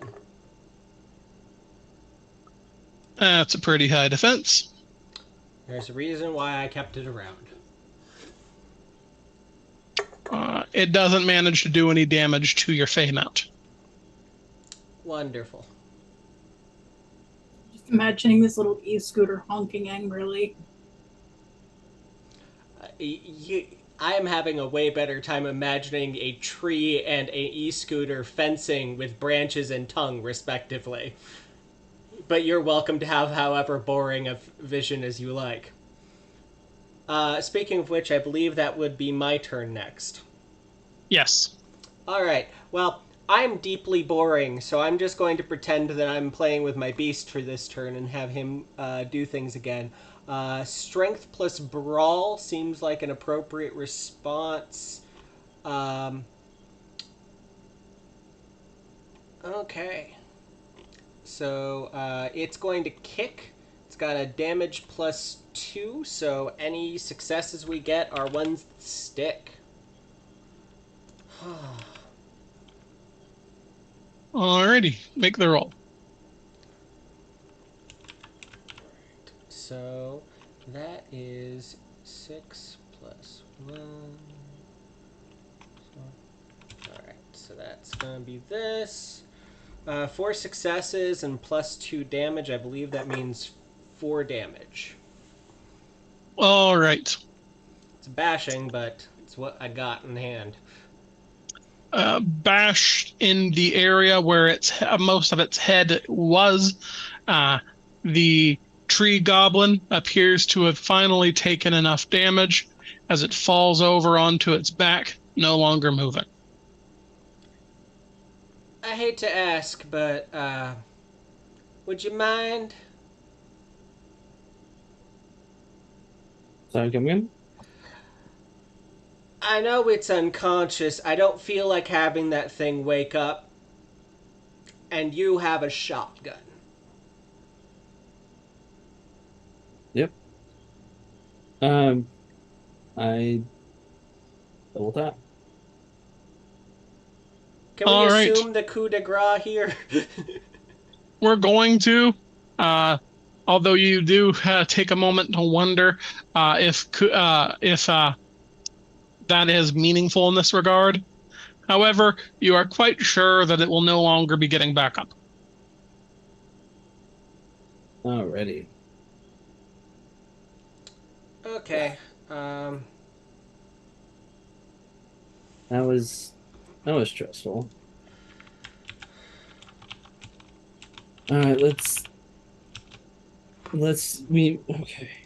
That's definitely gonna draw some attention. So we need to do a quick scan of the house and then skedaddle. You can definitely assume the leg is a clue. No. Yeah. Okay. Um.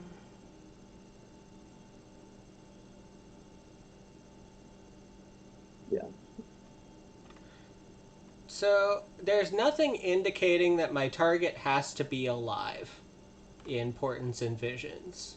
So while you guys are figuring out something else there, I'm going to see the most important event relative to the Changeling's current interest that has befallen the target that we just blew the shit out of. And hope that it wasn't what just happened. The tree, Yeah. It's a hobgoblin. you're going to use portents and visions on it. Nothing stopping me. Unless you tell me to fuck off. Let me take a look here. You guys might want to check the study. That's the only thing I can think of. Yeah. And by the way, they definitely went through the closet, right? Like that is obviously what happened. I was gonna ask the knucklebones. Yeah, having read through it, let's see. That's manipulation plus occult plus weird versus composure plus weird. I'm not going to make you roll that because the target is dead. Right.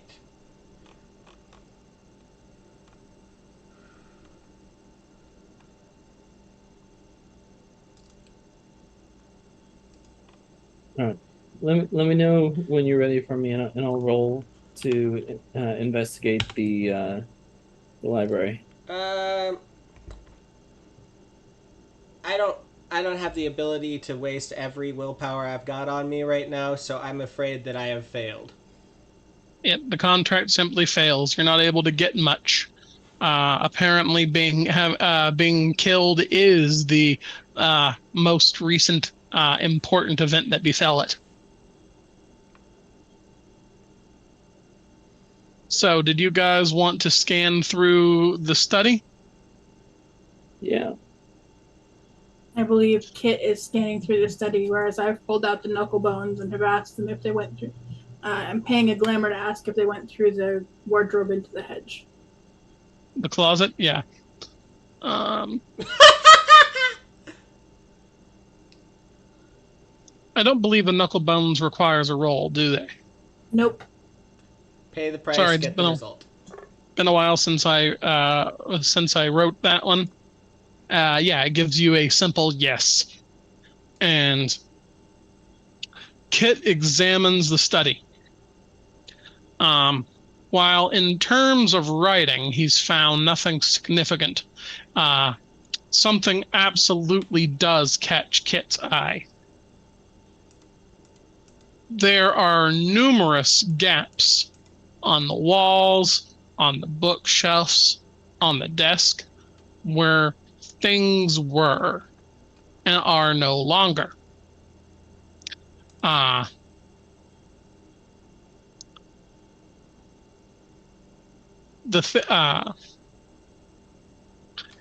The absence of thing is hard to read, of course, because the thing is no longer here for you to tell what it is. Until Kit notices that the largest gap is conspicuously cross-shaped, and it suddenly springs into his mind. You haven't seen anything religious looking since you were here. Not a Bible, not a picture of Christ, not a crucifix. Nothing. It's all gone. Yep. Yeah, you were right. But I wanted to make sure we got everything we could here. Consider that your third clue. Fourth clue. Fourth clue. We have a leg.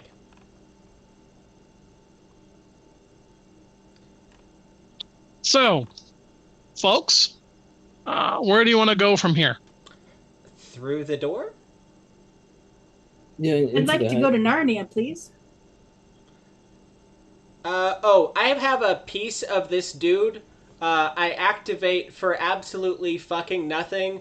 Relentless pursuit, because I know his name. I've gotten we have pictures of him, and I've got his fucking leg. Are you taking the leg with you? Yes. I don't think there's a reason not to. Also, leaving the leg after we fired a shotgun 3 times in this room is not something I want to be dealing with.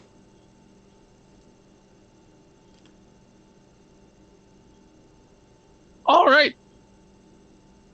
So who wants to open the hedge portal? I'll do it.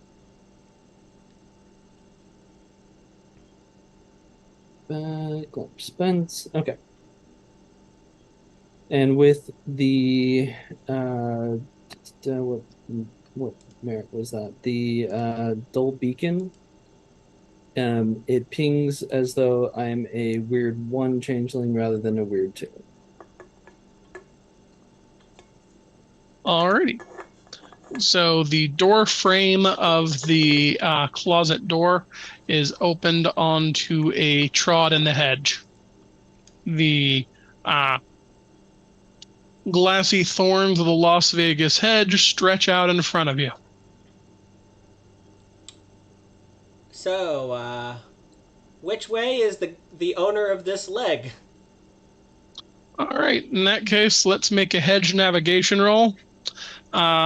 Let's say a +5 bonus because of the spell contract you've got going. All right. Suppose that means I'm driving. You guys mind helping? I Yeah. shall assist.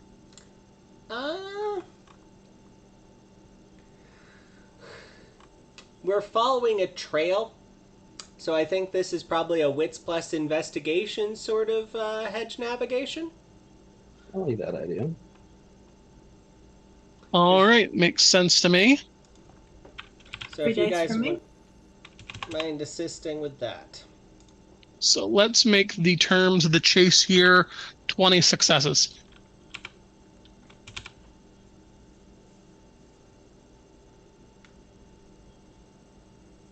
All right, so you guys are rolling to assist, and Elliot is rolling the actual hedge navigation roll.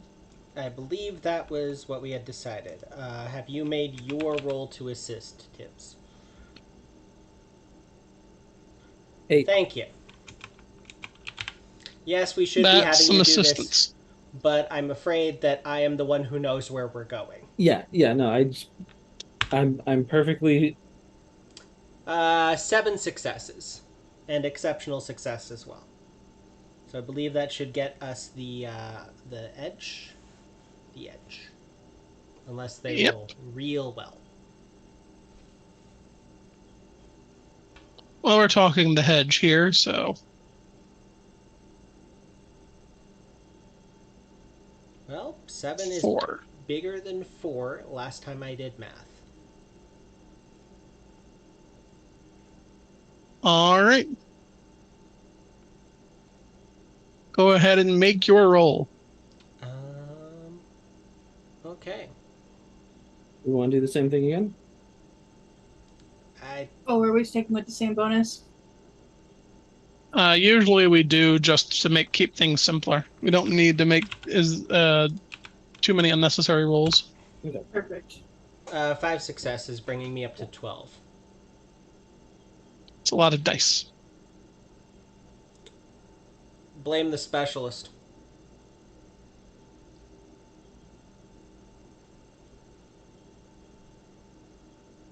Also, I've got a +5 bonus. That's... I lost, but we're still making progress. Okay. So that means the hedge gets to set the terms of the chase.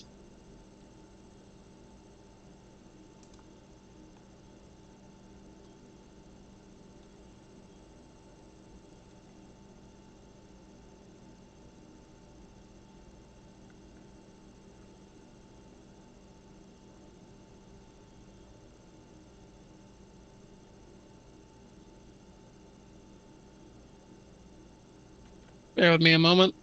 It's been a while since we did hedge navigation. Yep. I'm good.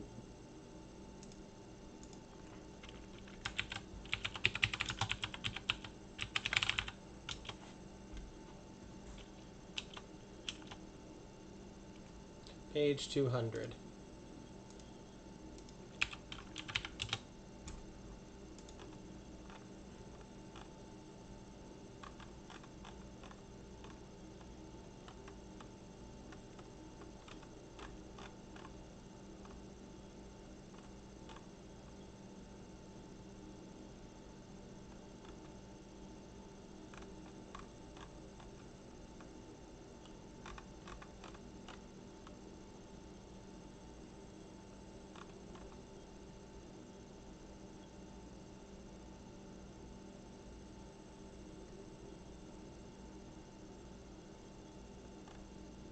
Well, I don't want to spend too long looking for how to deal with the edge and the hedge, so let's just declare a dice pool.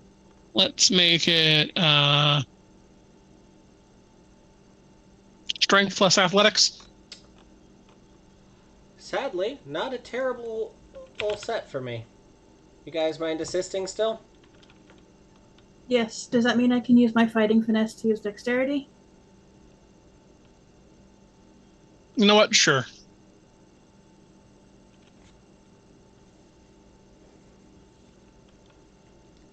As the hedge closes in around us. Damn. Alright.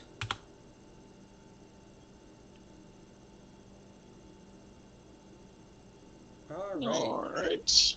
So that brings me up. 7 plus 5 plus 5 is 17. I need 3 more successes.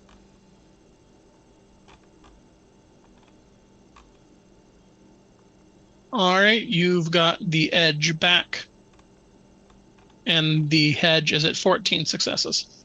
The edge and the hedge is... anyways, I'm gonna go back to our first set of dice. Do you mind if I keep their old bonuses? I don't care. Alright.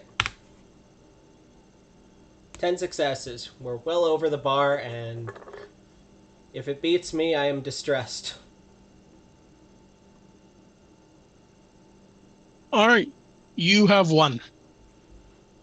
Navigating the hedge is always a tricky thing. Trods disappear as the glass thorns seem to simply devour them whole. The thorns always try to direct you to some place. So it's always a challenge to get the thorns to allow you to go where you want to be. In this case, you can almost feel the palpable disappointment of the hedge as it seeds and gives way to a small hollow. A smollow, as it were. It can't be much bigger than, say, the priest's living room. Here, you can see an arrangement of honestly fairly random-looking religious paraphernalia, most of which you figure must have been liberated from the priest's home, though there are definitely things such as stone cross headstones that look as if they were liberated from elsewhere. Uh, while they appear to be just placed around willy-nilly, you get the hunch that there's some sort of logic to the madness.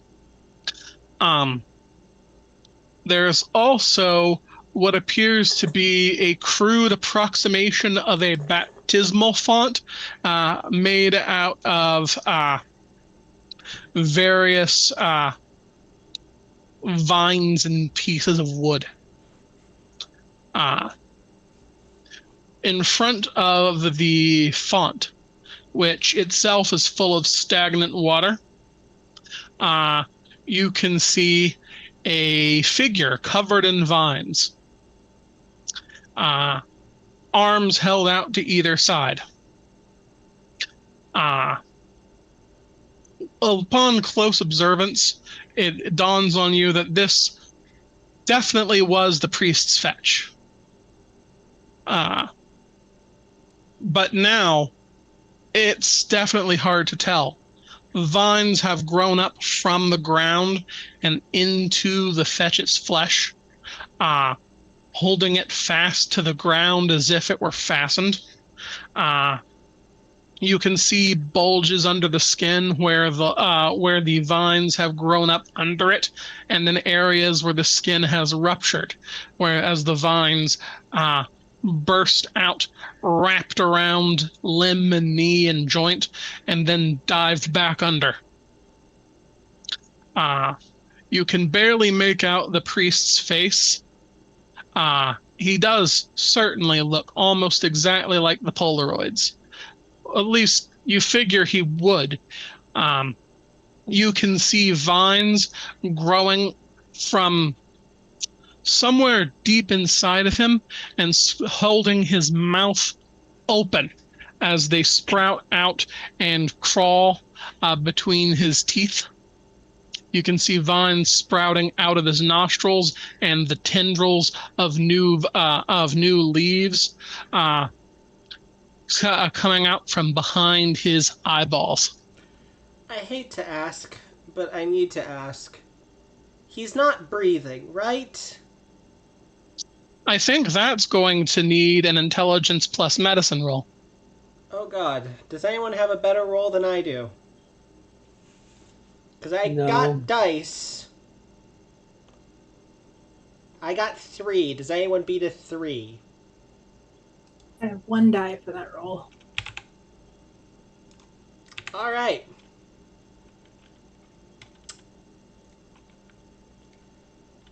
All right, make your roll. The dice gods say yes. 2 successes. You investigate as best as you can. As you put your head to his chest and hear a faint heartbeat. As you touch him, you can also hear a moan of pain. Very low, very quiet, but there. I don't know how to fix this, guys. I think getting this out of him would kill him. And I don't have any magic that'll make this go away. Can we FaceTime Kelly? We can't get help from her unless this is the solution to the case. Do you feel that this is the solution to the case? Because I think what happened to him is the solution to the case, and this is only the last bit of evidence to that. Speaking of which, is this a clue? I would certainly count that as a clue, yeah. So we are in possession of 5 clues. Are we close to being able to call in a victory? Or do we need more clues? Give me a second to bring up the clue. Give me a second to bring up the investigation system. It's been a hot minute. Absolutely. while he's doing that, let's talk about what we know real quick aloud for everybody who's been paying attention and everyone who hasn't. So, early on, we were told to go figure out what happened to this fetch who's here living in a permanent hell.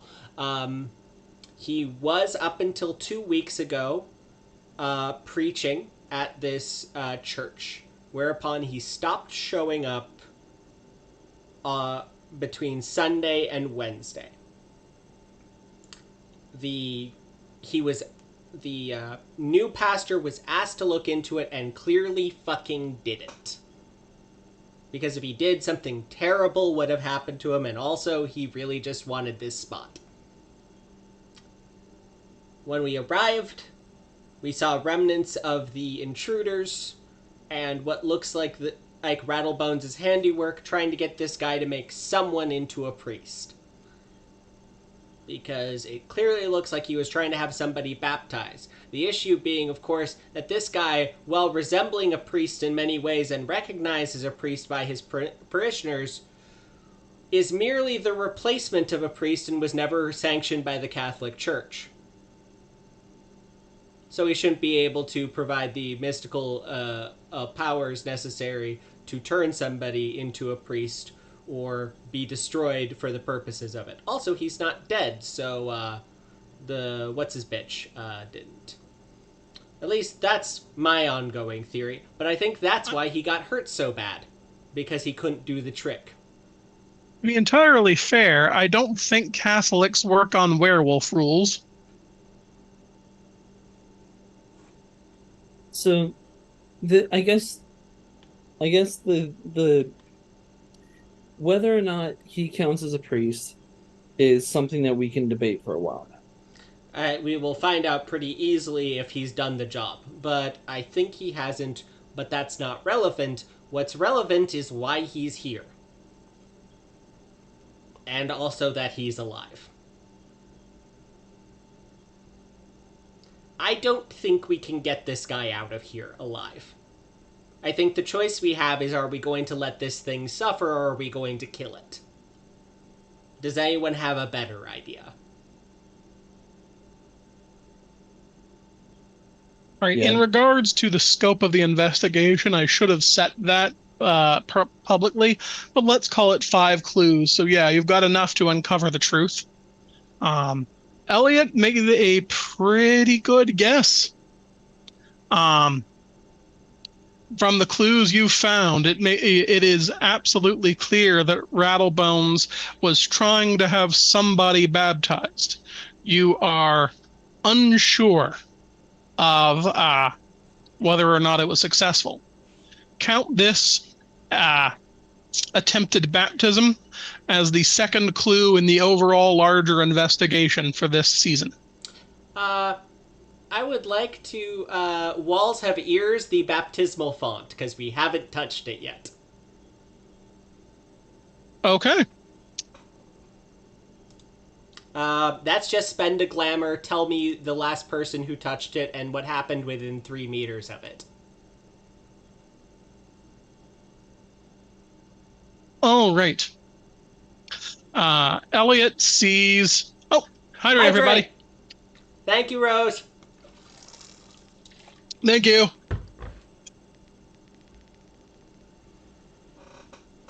Elliot sees a brief vision of Rattlebones surrounded by 3 or 4 of these wood-like hobgoblins. The fetch priest has been clearly affixed to his area. The baptismal font is set up. Rattlebones is making the last few touches on it. As I remember, you can't hear what's going on in these visions. Is that correct? There's nothing that says so either way. Let me triple check, though. Walls have ears. That's on page 138. All right. A vision of the person who last handled or touched the object as well as the circumstances of the scene. The vision shows anyone within 3 meters of the object at the time. All right, so yeah, you would. I'm going since it doesn't say particularly, but circumstances make sense. So I'm going to say that you hear Rattlebones muttering curses about having to put together his own baptismal font when he was so close to having a legitimate one. Uh, you see a vision of him bidding the priest to put his hand in and sprinkle water. Battlebones gets down on his knees. The priest doesn't seem to want to do anything, but with a snap of Rattlebones' wooden fingers, you can hear the creak of wood bending and bones breaking as the priest is forced to dip his hand into the baptismal font and sprinkle some on Rattlebones. So potentially, Rattlebones has been baptized. I come up and describe this all to everyone. Is that a clue? I wouldn't count that as a separate clue, but Could I you get know an what? element for the previous clue? Yeah, let's give that second. Give that clue an extra element, just because that was a real cool idea you had. Okay. So, are you happy with the scene? And also, are we killing this poor thing?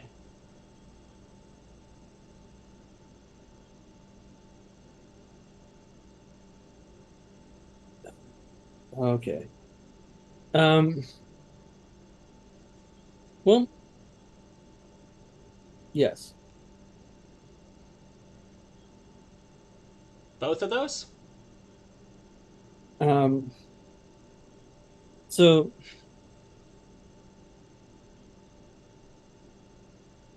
I'm not sure if we can get anything more out of this particular scene, and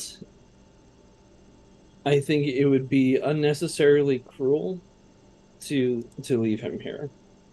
Do you want to call Kelly? Oh, Kenzie? We can have Bob check him over. I mean, he's better at medicine than the rest of us.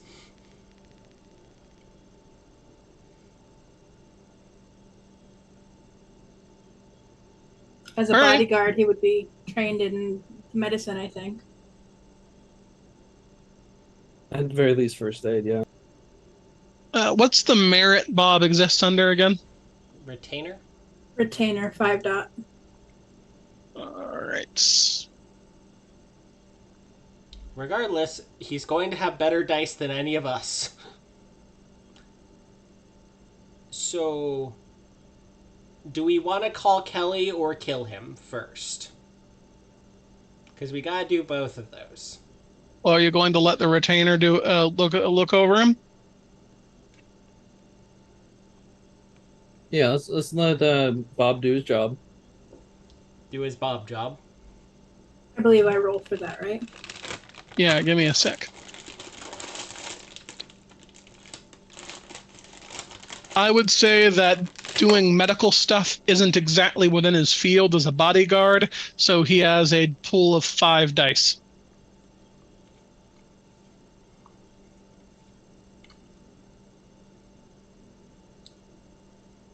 Two successes.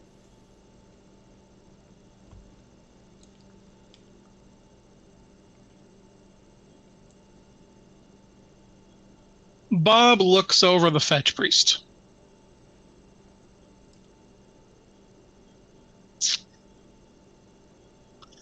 The small Grimalkin absolutely doesn't look happy with what he sees and looks increasingly unhappy as he looks further.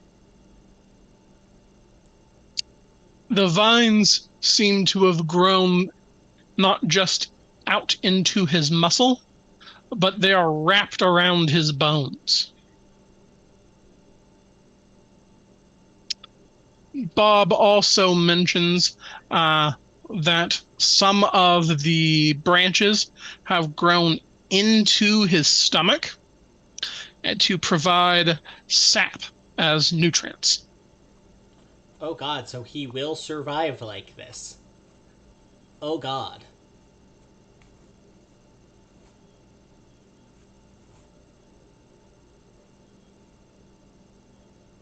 So Bob tells you that he thinks that the guy would be fine if left here, but he's pretty sure that there's no way to get him off the vines without powerful magic, extremely good medical assistance, and even then, who knows? It would still be up in the air whether or not it would be possible for him to survive the process.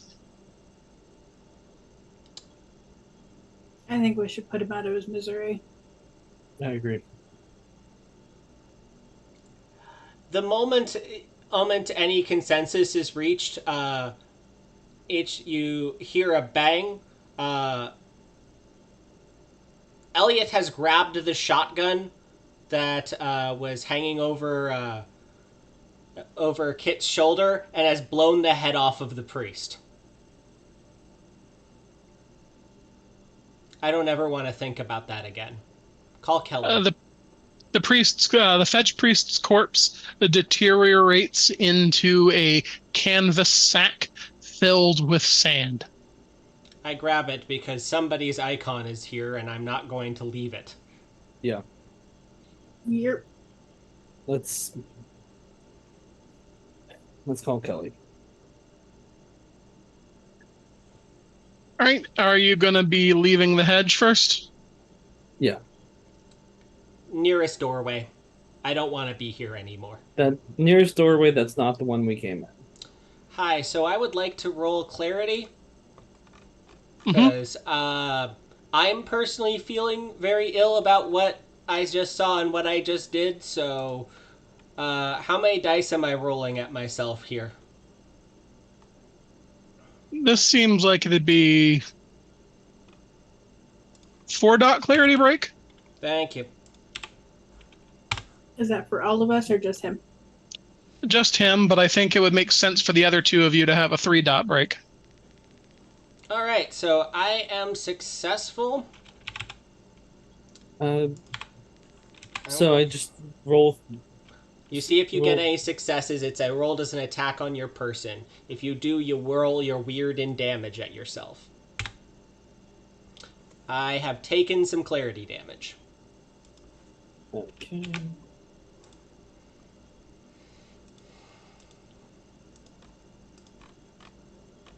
I have taken 1 clarity damage. I have taken 1 clarity damage. Elliot is violently ill. All right, so you leave the hedge through the nearest hedgeway and find yourself exiting through someone's tool shed across the street. The first thing that you notice as you step back out into the mortal world is the extremely nearby sound of sirens.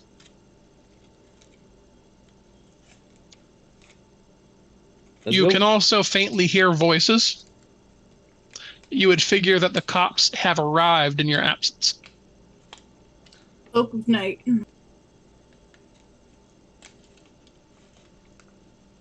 Under the cover of Kenzie's darkness, creeping out from behind the townhouses, you see that you are correct.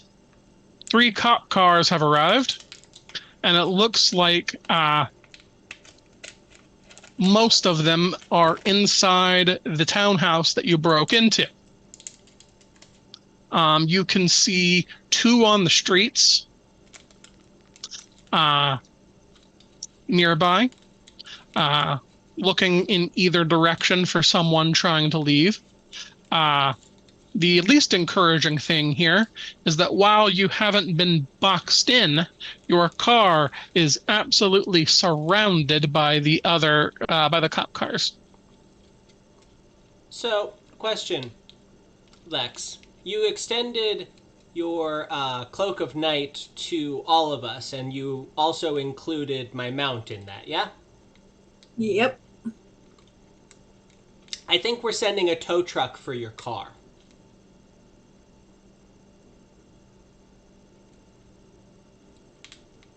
I'm sure that there's a friendly tow company that we could get to handle that. Yep.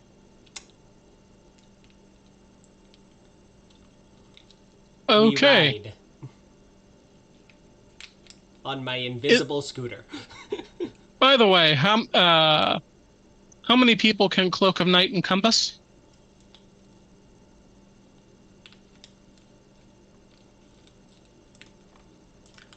That's an excellent question.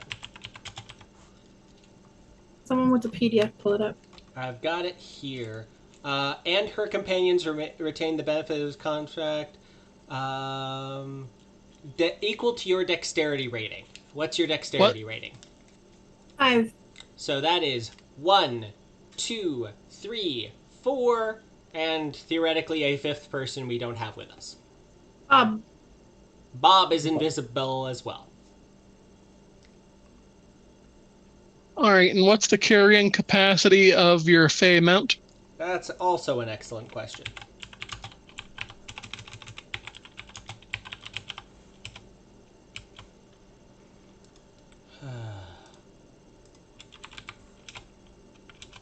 By default, it can carry 1 rider, unless you have Burden back.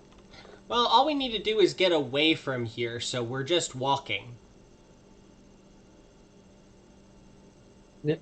If any Like- cops get close, Bob can jump out from underneath Cloak of Night and, use his cat-like mask to distract them.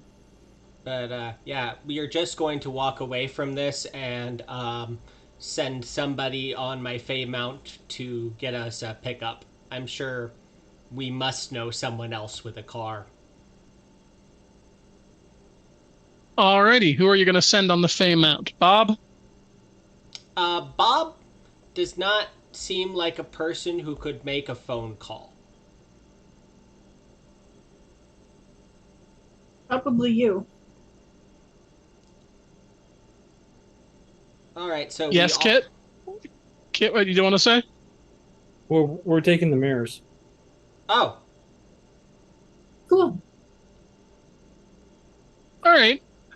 There's definitely windows that would work for that nearby.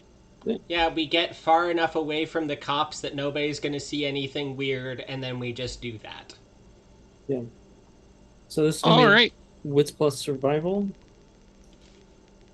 So that's gonna be a 9 dice pool of 9 for me. Yeah, there we go. We're back at the Four Seasons. All right. So a quick trip through the mirrorways, and you guys end up back at the Four Seasons. No worse the wear, physically, at least. Now, yes? The moment he arrives at the Four Seasons, Elliot is back behind the bar and is rapidly joining in on things, clearly throwing himself into anything but what he just witnessed. I'm afraid the rest of it is up to you guys. Alrighty. So in that case, is Kelly around? Yeah, it's about 1 o'clock. You find Kelly has set up a temporary office on one of the corner tables, covered in files, books, and a laptop, which he's using to collate data. One of the Grimalkins is on standby with a cup of coffee in the one hand and a shot of whiskey in the other. Well, paw. So I set the icon down next to her as I sit down and order a shot. You ordered Kelly a looks- shot. You definitely ordered a shot. You definitely did not order this incredibly elaborate cocktail that is set down in front of you by a frazzled-looking Elliot. Yeah. So Kelly looks up at the motley and gives Kit a smile. So, did you find anything, Kit? Yeah. Found a She lot. She raises one of her elegantly embroidered eyebrows and says, "All right, sit down and tell me what you found." I I give her the rundown of everything we found out. Right? Do you want to summarize that? Get used to it, detective boy. Yeah. Um. Long story short, the fetch was taken by Rattlebones. He was being he was taken into the hedge and forced to baptize Rattlebones. When we found him, he was or he was alive. And that was the worst part.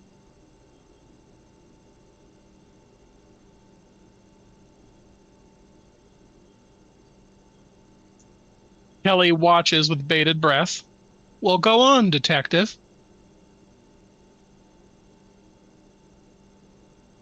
The Um, client is going to want to know everything.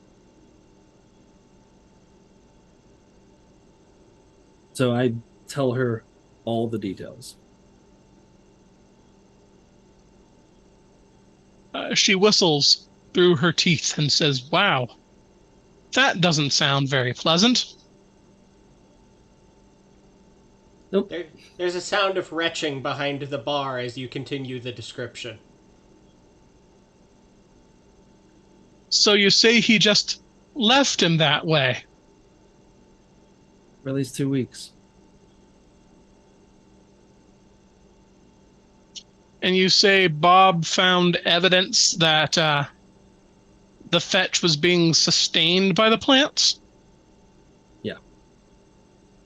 It was pumping some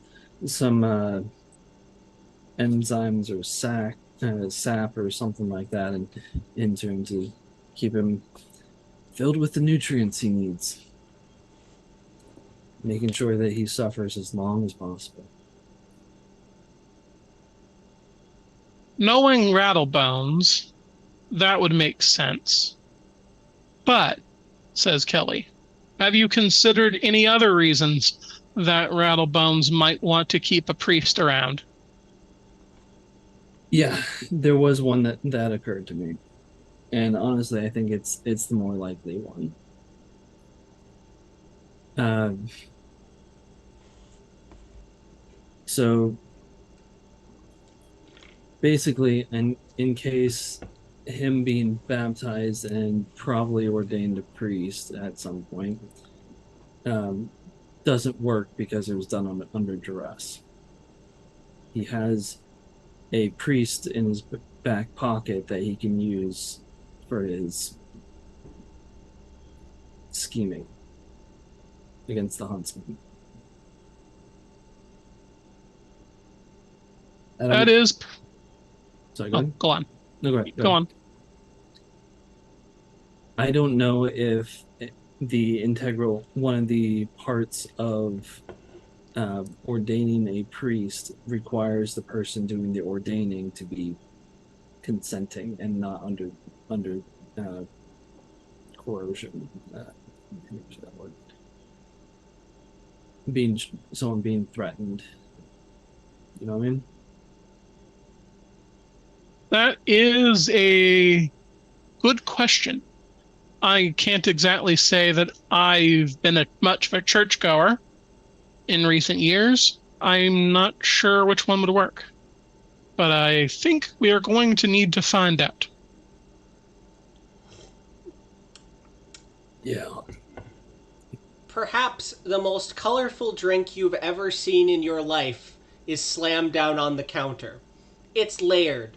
It's got 5 or 6 individual liqueurs. It's in the tallest glass the bar had. And Elliot seems quite determined to drain it in front of you. He looks up and smiles. Why don't we ask the client? Yeah. Also, I'm pretty sure this is an icon. I don't ever want to see it again.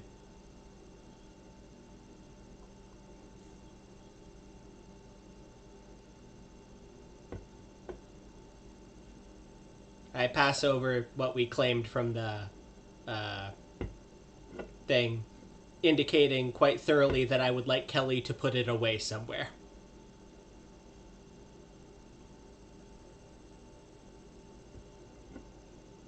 Kelly mentions that she's going to talk to the client and will relay the answer to you. As she cleans up and gets up, she gives Kit a wry smile and hands over a magnifying glass. Good job, detective. You've cracked the case. Yeah. All right, and I think that's where we'll leave off for the evening.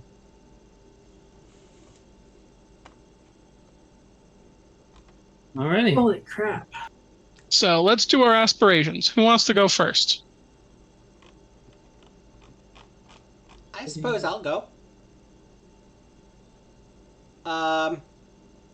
Put my contacts to use. I don't think I managed to do that, especially.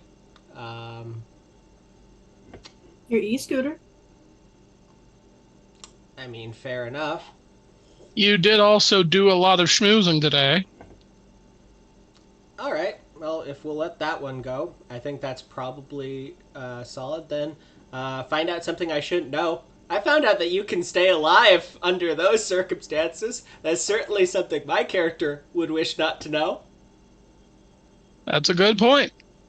I think I've got a step towards figure out what Rattlebones is doing. Being that we've gotten another clue on that investigation. Over the week, I made lots of progress towards hunting down the huntsman, so get to the heart of it, that's a step. And achieve the old dream. I didn't really make any special progress on that one. Didn't really have a lot of opportunity to hunt down the any way of getting more money or getting established. So, nothing on that. Fair enough.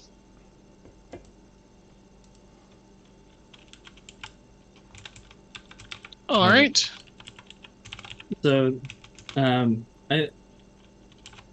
my first aspiration is hunt the hunter.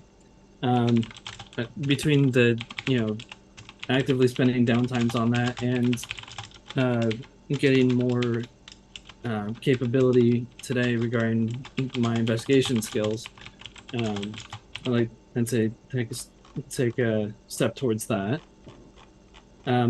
Definitely a bit of a party pooper today.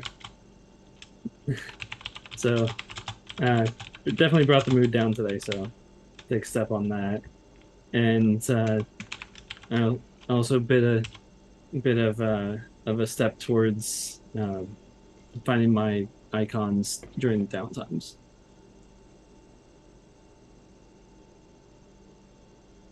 All right. And Kenzie? I believe I took a step towards speedrunning Goldeneye. I would like to clear help a friend. Yep. And for my move with detecting the traps at the door, I would like to say that I completed Detector Gadget. Yep.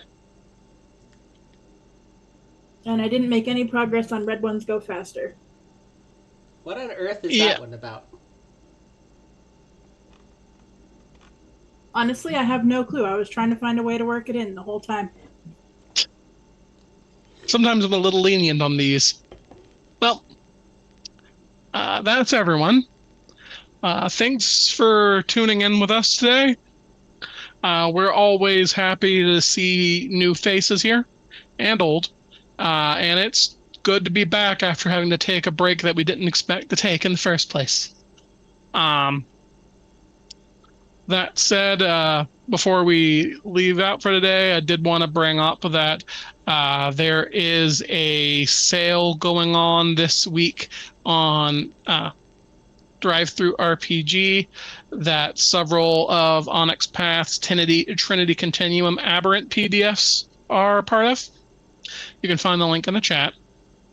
Thanks again for coming out today, and I hope everyone has a good night. Bye. Bye.